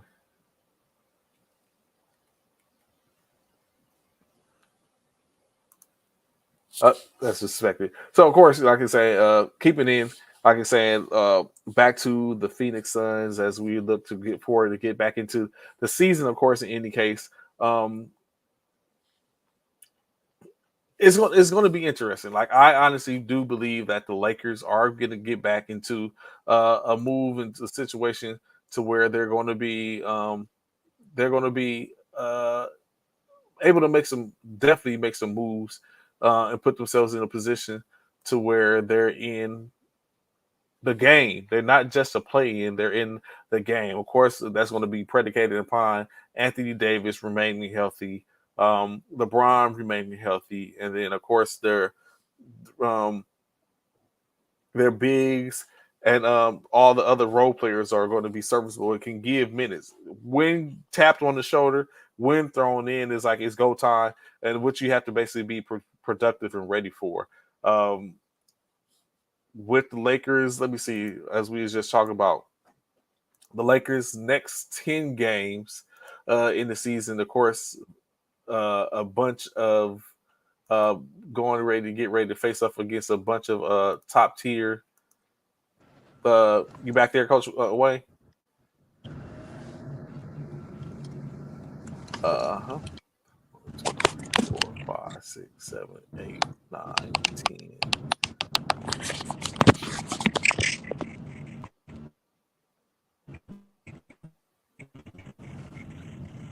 You hear me, Coach?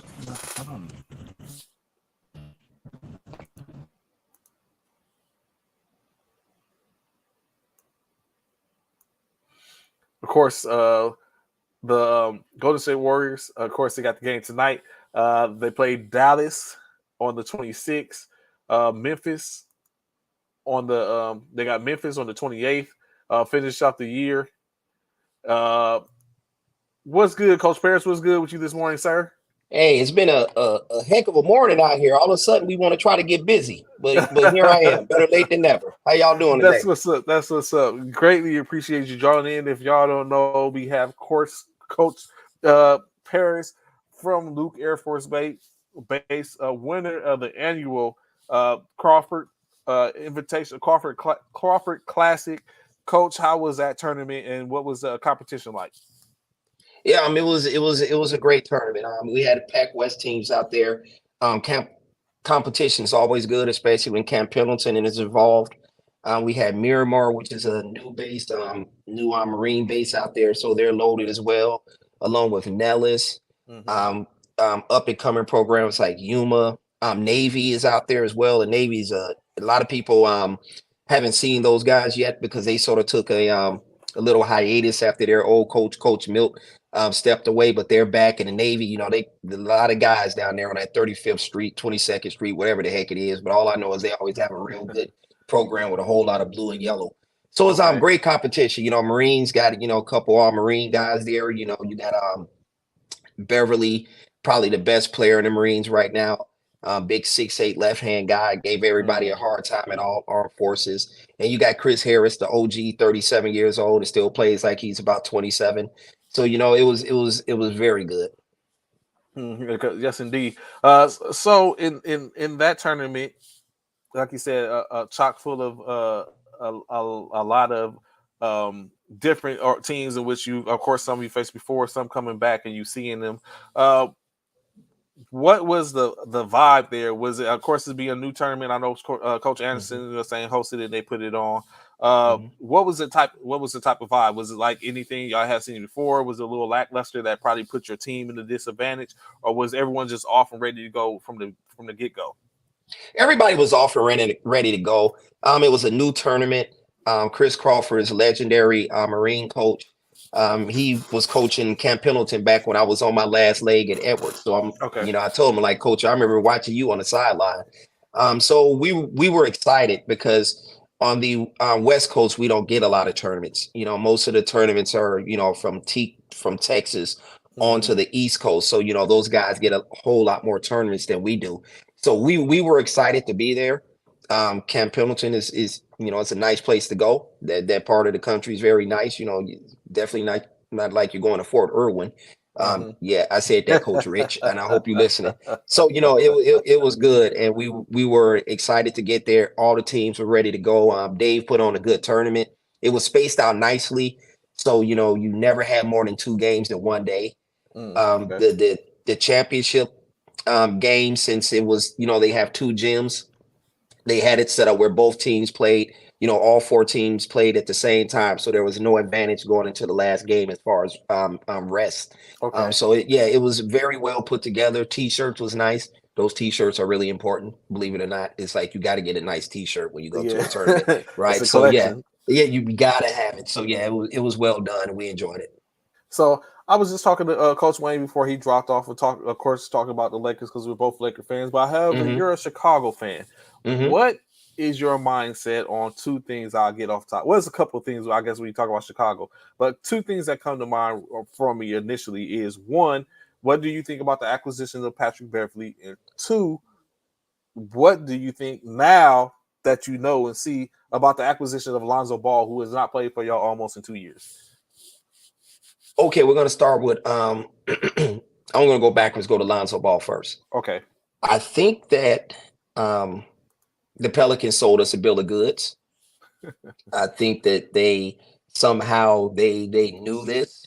I've never been a big Lonzo Ball fan myself personally, but I respect what he brings from the point guard position.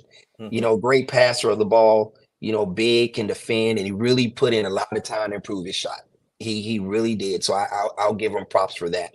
And last time we saw him, we were 27-13 and sitting in first in the East. Because he really did fit what we needed. But honestly, at this time, I think it's 70-30 that he doesn't play again. When you're having knee surgeries where there hasn't been any major damage, ACL, MCL, PCL, that sort of thing, and you're having these arthroscopic procedures, and they're going in and we're cleaning up debris, and we don't see anything else, but yet you still can't run. And it's been almost 2 years as an NBA player. That doesn't bode well for our future. And the worst part about it is that's $20 million sitting on our cap for the next 2 years that's going nowhere.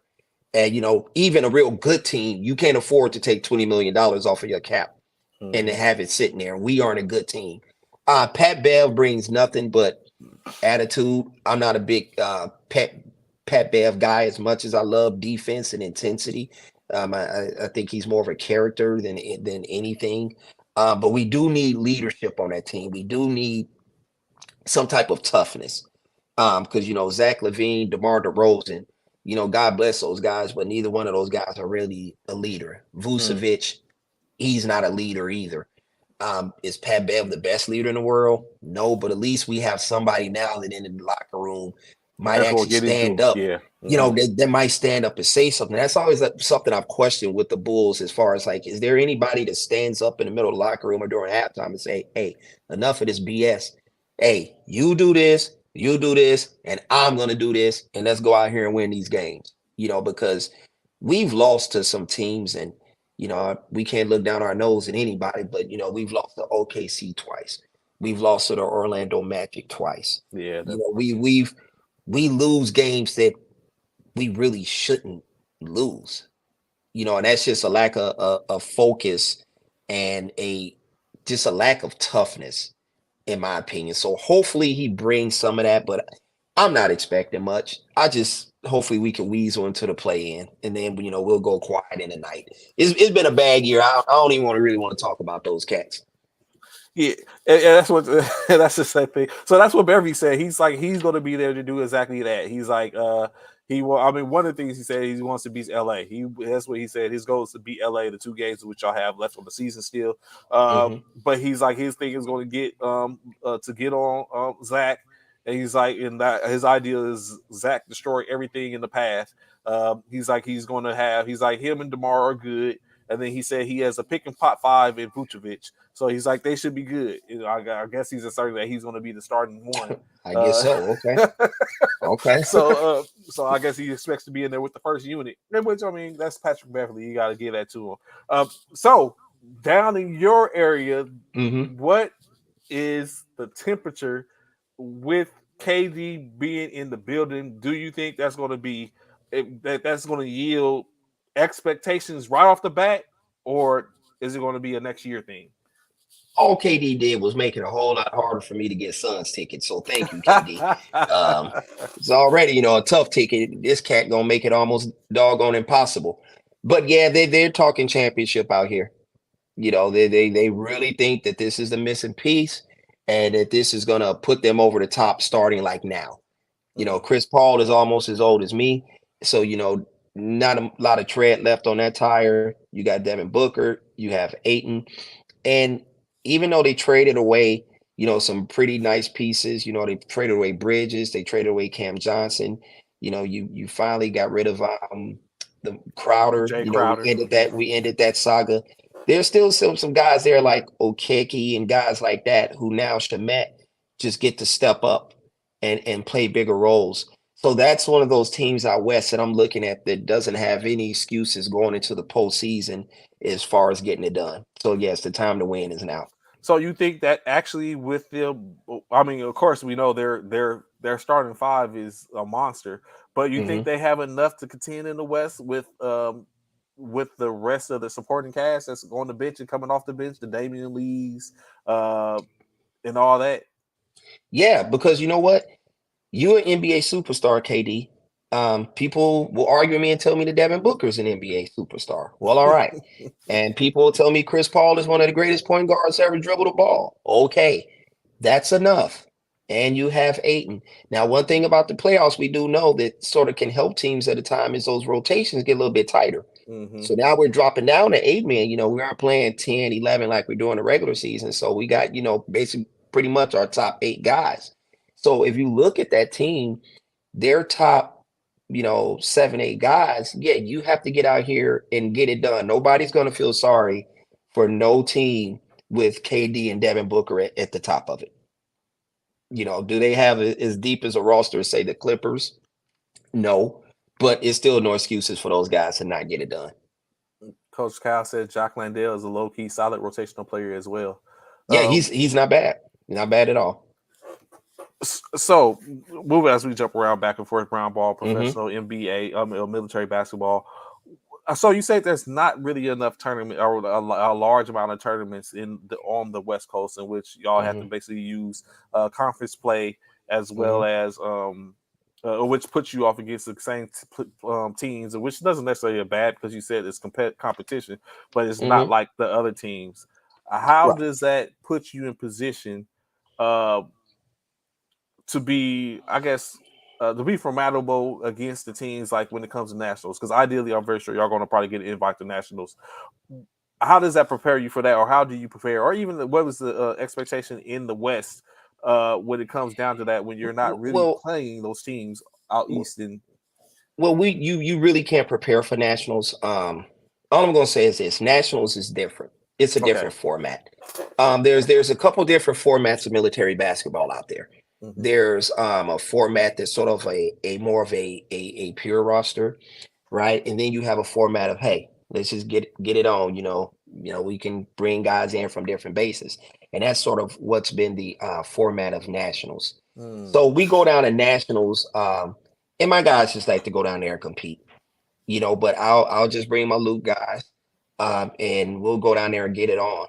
Now, when it comes time for the Western Conference Finals, teams out west, we've always done well when we play the teams from the Central. 2 Western Conference tournaments, we've played Camp Pendleton in both championships. So that's representing the West. I know a lot of times, a lot of people like to, they stick their chest out and they talk about basketball on the East Coast, but I like what we're doing out here on the West too.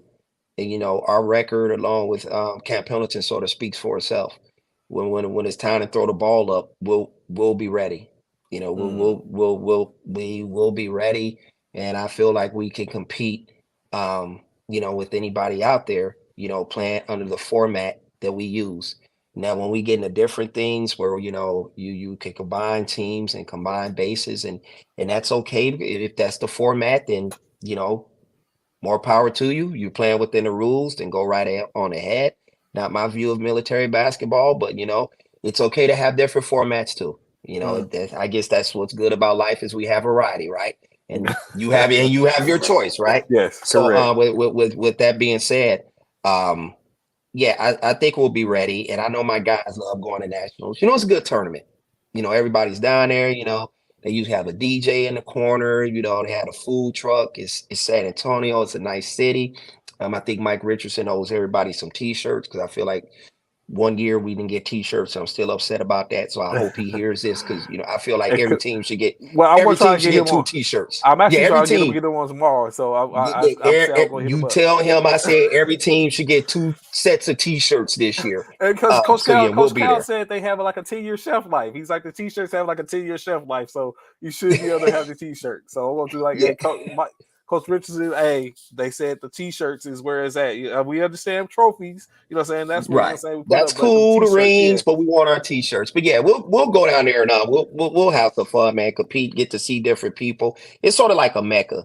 You go down there because you see the guys. You'll run into Coach Wayne and Coach Uriah, and some of you'll get to see teams. We'll get to see Fort Bragg and some of these teams that you just don't get to see. And as a coach and a fan, sometimes I just like to go to a game and sit in the stands and just see 2 teams I haven't seen, and just watch. So that's the real good thing about that tournament. So, as you were just saying, for the most part, you and the Pendleton have been the creme de la creme on the Mhm, Western coast seaboard in reference to military basketball. mhm. Is there anyone out there that can be a threat? I mean, I know anyone can be a threat at any time, but is there other teams? Because I know Irwin has tried to build their footprint back up again. Outside of Pendleton and Luke, who are the other threats or who can potentially Look, get it done? look here. I consider everybody a threat.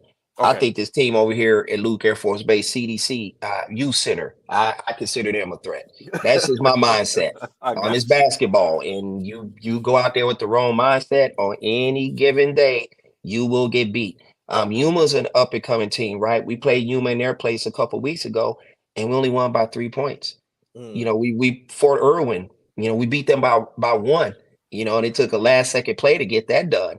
mm, Um, we have Edwards out here. We haven't seen him yet, but I understand they have some young talent there. Nellis, I'll always say it, Nellis has just as much talent as anybody. Coach Sean's a real good coach. They got a real good staff out there. Um, in the Navy, I believe that's Coach Q out there.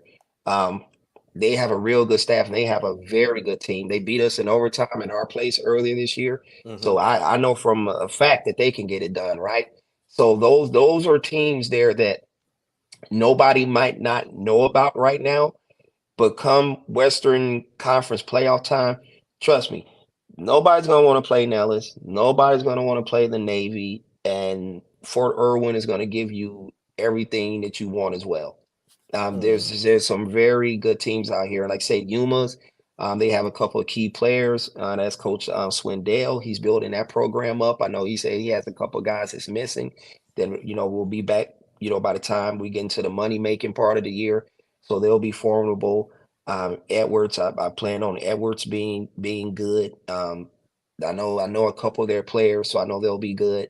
Van Vandenberg is sort of a mystery. Haven't had a chance to put eyes on those guys yet. And you can't forget about Miramar, the other Marine team.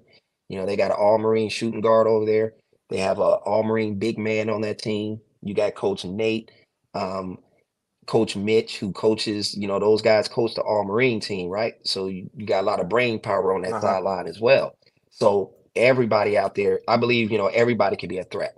Everybody's a threat. mm. There is no just show up and throw the ball up and we're gonna get this win. So someone I know that doesn't get I guess a lot of burn, but I've heard that they have a pretty potent squad. Is the team across the water, the Hawaii Elite? Is there any Mhm. thing going on with them? And Coach Johnson, I know he tapped in earlier when Wayne was on. No, we've seen them in nationals.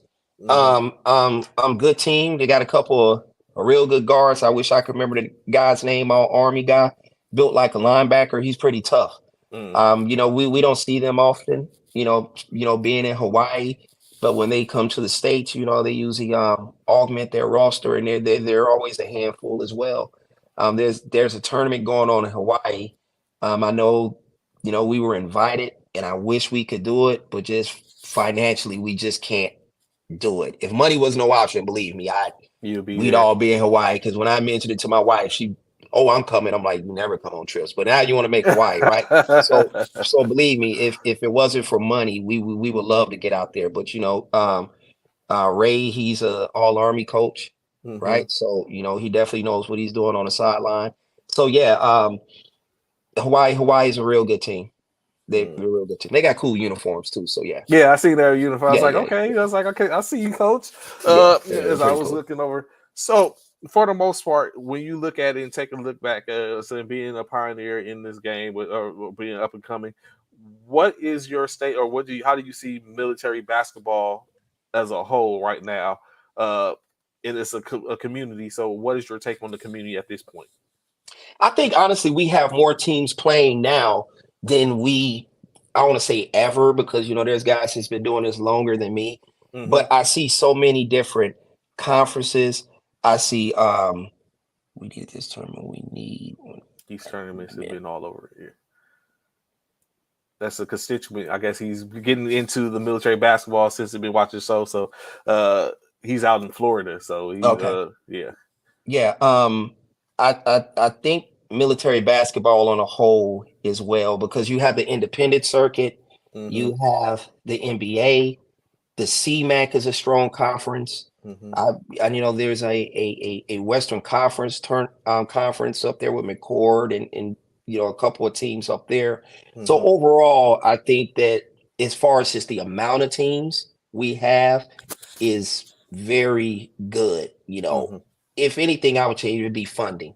Like I say, I have a vision of how I feel military basketball should be played, Mm-hmm. but I'm not king, and other people have different opinions.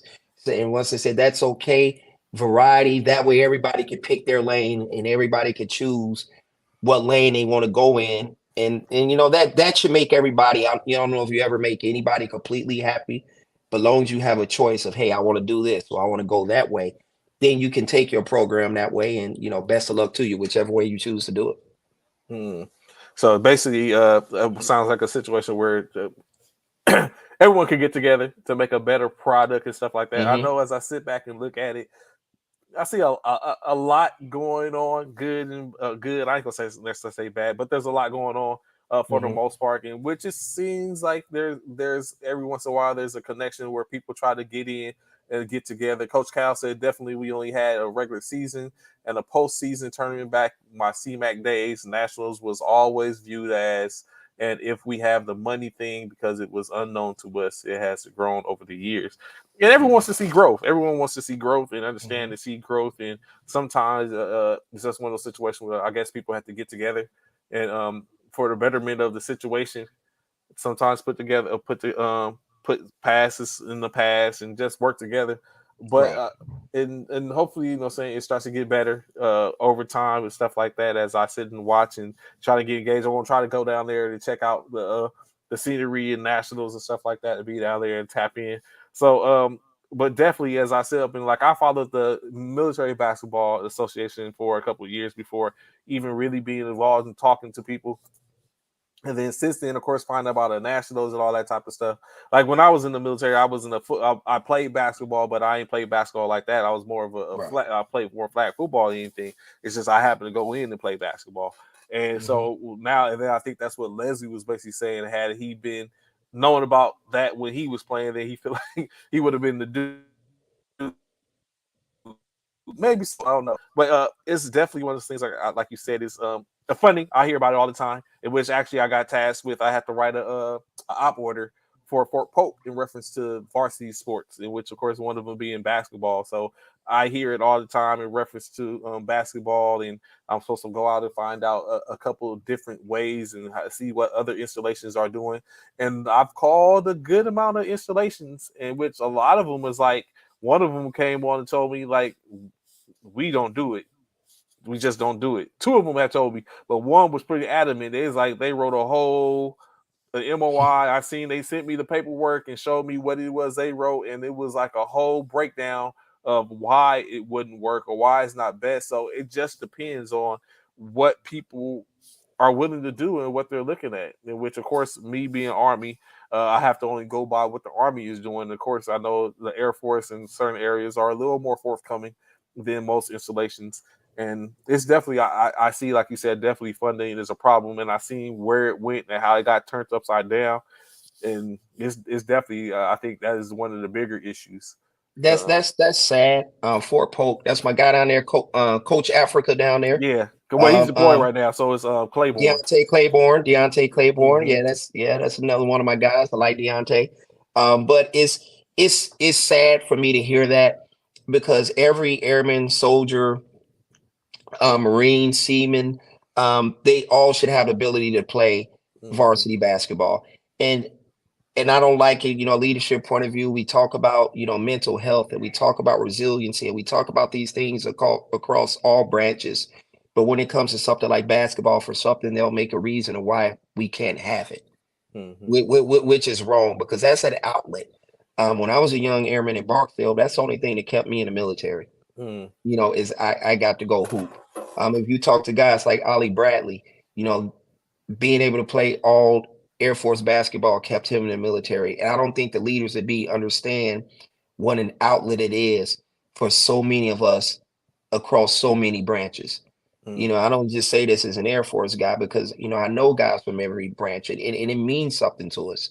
When we're doing this and volunteering our time, Everybody sacrifices because nobody has to be in any practices. Nobody has to be in any tournaments. We aren't getting paid to this, but we do this for the love of the game and the camaraderie that it brings about, and it's special. Like I said, military basketball is something like none other. So for those bases to just no, we don't want to do it. I wish they would have an all call or something and talk to those military personnel that walk around there in the uniforms and get their feel for that before you just say no.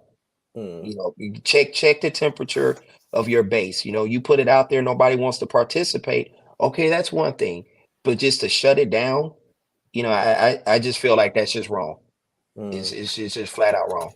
And I see Coach Cal basically saying the NBA, the Military Basketball Association, has been very instrumental in polishing up the military basketball product and making it appealing to all the players. I wish it was like that back in the day. So what exactly was it back in the day? Because I hadn't, like, that's something in which I didn't know. What was the temperature back in the day prior to the NBA? Back when I played, we played, but we never seemed to have any rhyme or reason. Okay. We would play other bases, and going back to when I was at Barksdale, or going over, when I went to Yakota, we would play. There would be tournaments. You would have a tournament here, you would have a tournament there, but it wasn't really any real structure. I don't remember being like in a league, like, hey, it's us, it's these other 5 bases. We're all going to play each other 2 times a year. Then at the end of the year, we're going to meet here. We're going to, play again and crown a conference champion. So it wasn't so much, structure. And that's the one thing about, the NBA is it sort of giving us an umbrella and a structure. And some people don't, they choose not to be in the NBA. They don't want to play by those rules. And once again, that's fine. That's their choice.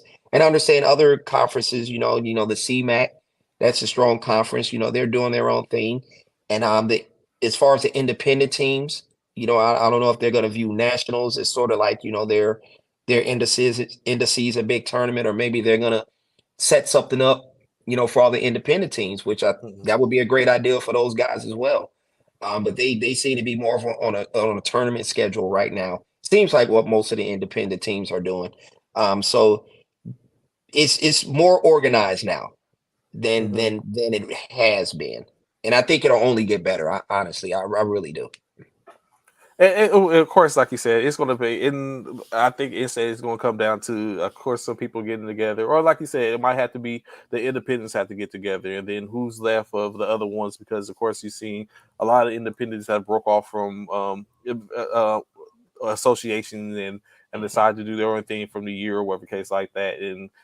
But in-state it's got to get better. I know I see a lot is going on. Hopefully, like I said, when I get off here today, I will hit up Mike and see if I can get him on tomorrow and see if he can discuss about what's coming forth. I know he put out there the top 25 for the NBT, in which, so of course they talk about that and see what's going on. Talk about y'all t-shirts or some t-shirts, of course, like that. We already know currently an automatic bid is was Founding Warrior. I think they won. Did they win the Joe Hall? I think they won the Joe Hall. I believe. Yeah, so that's an automatic bid. They won last year. So, okay, I got you, Mike. So I will have to, when I do it, I'm gonna set the link. Hey, t-shirts, Mike. T-shirts. Yes, t-shirts, Mike. Yes. I ain't gonna stop until I get my 2 t-shirts either. Coaches have to come out of pocket as a lot more than you think. Is crazy because in my playing days, we hopped in a car or SUV and traveled through the East Coast on our dime different times. It's the same thing. Like the people I guess I can only speak for Fort Polk, in which they had to travel on their dime as well. He said, "What t-shirts?" See, that's what I'm talking about right there. That's it right there. See, I ain't gonna say no more. Me and Mike been doing this for a couple years right now. I ain't even gonna do it no more. See? But yeah, so that, like I said, I only speak to Fort Polk, and I know this year, this past season, they had to, when they played the NBA, they had to come out of pocket, which a lot of things, which I told them, sometimes you just got to present that you're doing it and then come back and ask for it later. And I was an insider to it, and I guess I could say from the aspect of where it was when I first started working in MWR sports, is different, but it's slowly but surely changing. And truth be told, none of these guys, including maybe myself, might not be there when by the time it changes. The NBT provides t-shirts for all participants. Okay, so I guess that year we didn't get a shirt. Okay, all Swag bags too. No, I just like giving Mike a hard time with the t-shirts, you know, and hopefully this can get better. But like I said, if we get an invitation, that's our plan right now, to go down there to the Nationals tournament. Like I said, I'm not sure. Well, I know Mike put out a thing as far as their rankings, and as far as his criteria for picking the top 16 teams. That's something that I'm sure you can ask him that he can Yeah. go into detail with. So we'll stand by and see if we get to be one of those 16 teams that get to go down there and compete and have a little fun. And which I'm very sure, like, I have a bunch of questions for him. Of course, like you said, some stuff from people want to know, formats, invitations, and all that type of stuff. The top 25, and how they come about. So whatever he's going to be willing to share, they'll be able to. Of course, people can tune in if they have questions, tap in the comments and have questions. Of course, respectfully, I want him to feel like he's being bamboozled or hoodwinked or anything. But of course, hopefully, have a good show. And talk to him. So, of course, that's our time for today, Coach Paris. I greatly appreciate you chapping in with us and giving your insight in it. I think it was very forthcoming. What can I say? Fort Polk is a very intense military installation. It was prized by my guys. Africa got the team up and running to begin with. Yeah, and not to mention that, it's also it's a train dog. It's a training center, so it's few in between for the most part. But it's crazy how many people don't know necessarily about military basketball. And like I said, I've got my marching orders in which I'm supposed to tap in and find some stuff out. So while I'm here working, I want to do my best to get things accomplished until whoever the next person comes in, maybe I move on and be graced to go down there and work with Mike and them. I don't know, or work with somewhere. I'm trying to become a free agent and go be somewhere where I can make things happen. There you go. But again, like I said, Coach Paris, greatly appreciate your rocking with us tomorrow. Hopefully, tune in, check in. You'll be able to ask some questions of Mike while he's on tomorrow for how much time that Wayne's going to let him be on the show. And of course, we look forward to seeing you. Hopefully, I'll get to see you down in Nationals. If y'all get the invite, I plan to be down there. Of course, see more going on in the Pac West, and as y'all continue to send up that ranking. All right. All right. Appreciate you, Coach. So, Okay. Of course, that's what we have for today. Greatly appreciate you rocking with us this morning. Look forward to tomorrow, Friday. Today, like we say, Friday Eve, weekend Eve. Get it in. Hopefully, we have Coach Michael Fesh-Richardson on and talk about what's in store for the National Military Basketball Tournament. Of course, what he has going on for all Air Force. And just, our usual. So be sure to tap in. If you want to be in on that call, on that show tomorrow too, feel free to hit me up. Y'all know what it is. Hit me up on Trevion on my Facebook. If you have my number, hit me directly. But of course, that's our shows for today. Look forward to talking to you, covering what went down in the NBA tonight. What's going down? Do we get the Lakers? Do we get a dub? Do we get number 2? We have to remain to see. All peace and love. I'll talk to y'all tomorrow. Enjoy your day. Peace.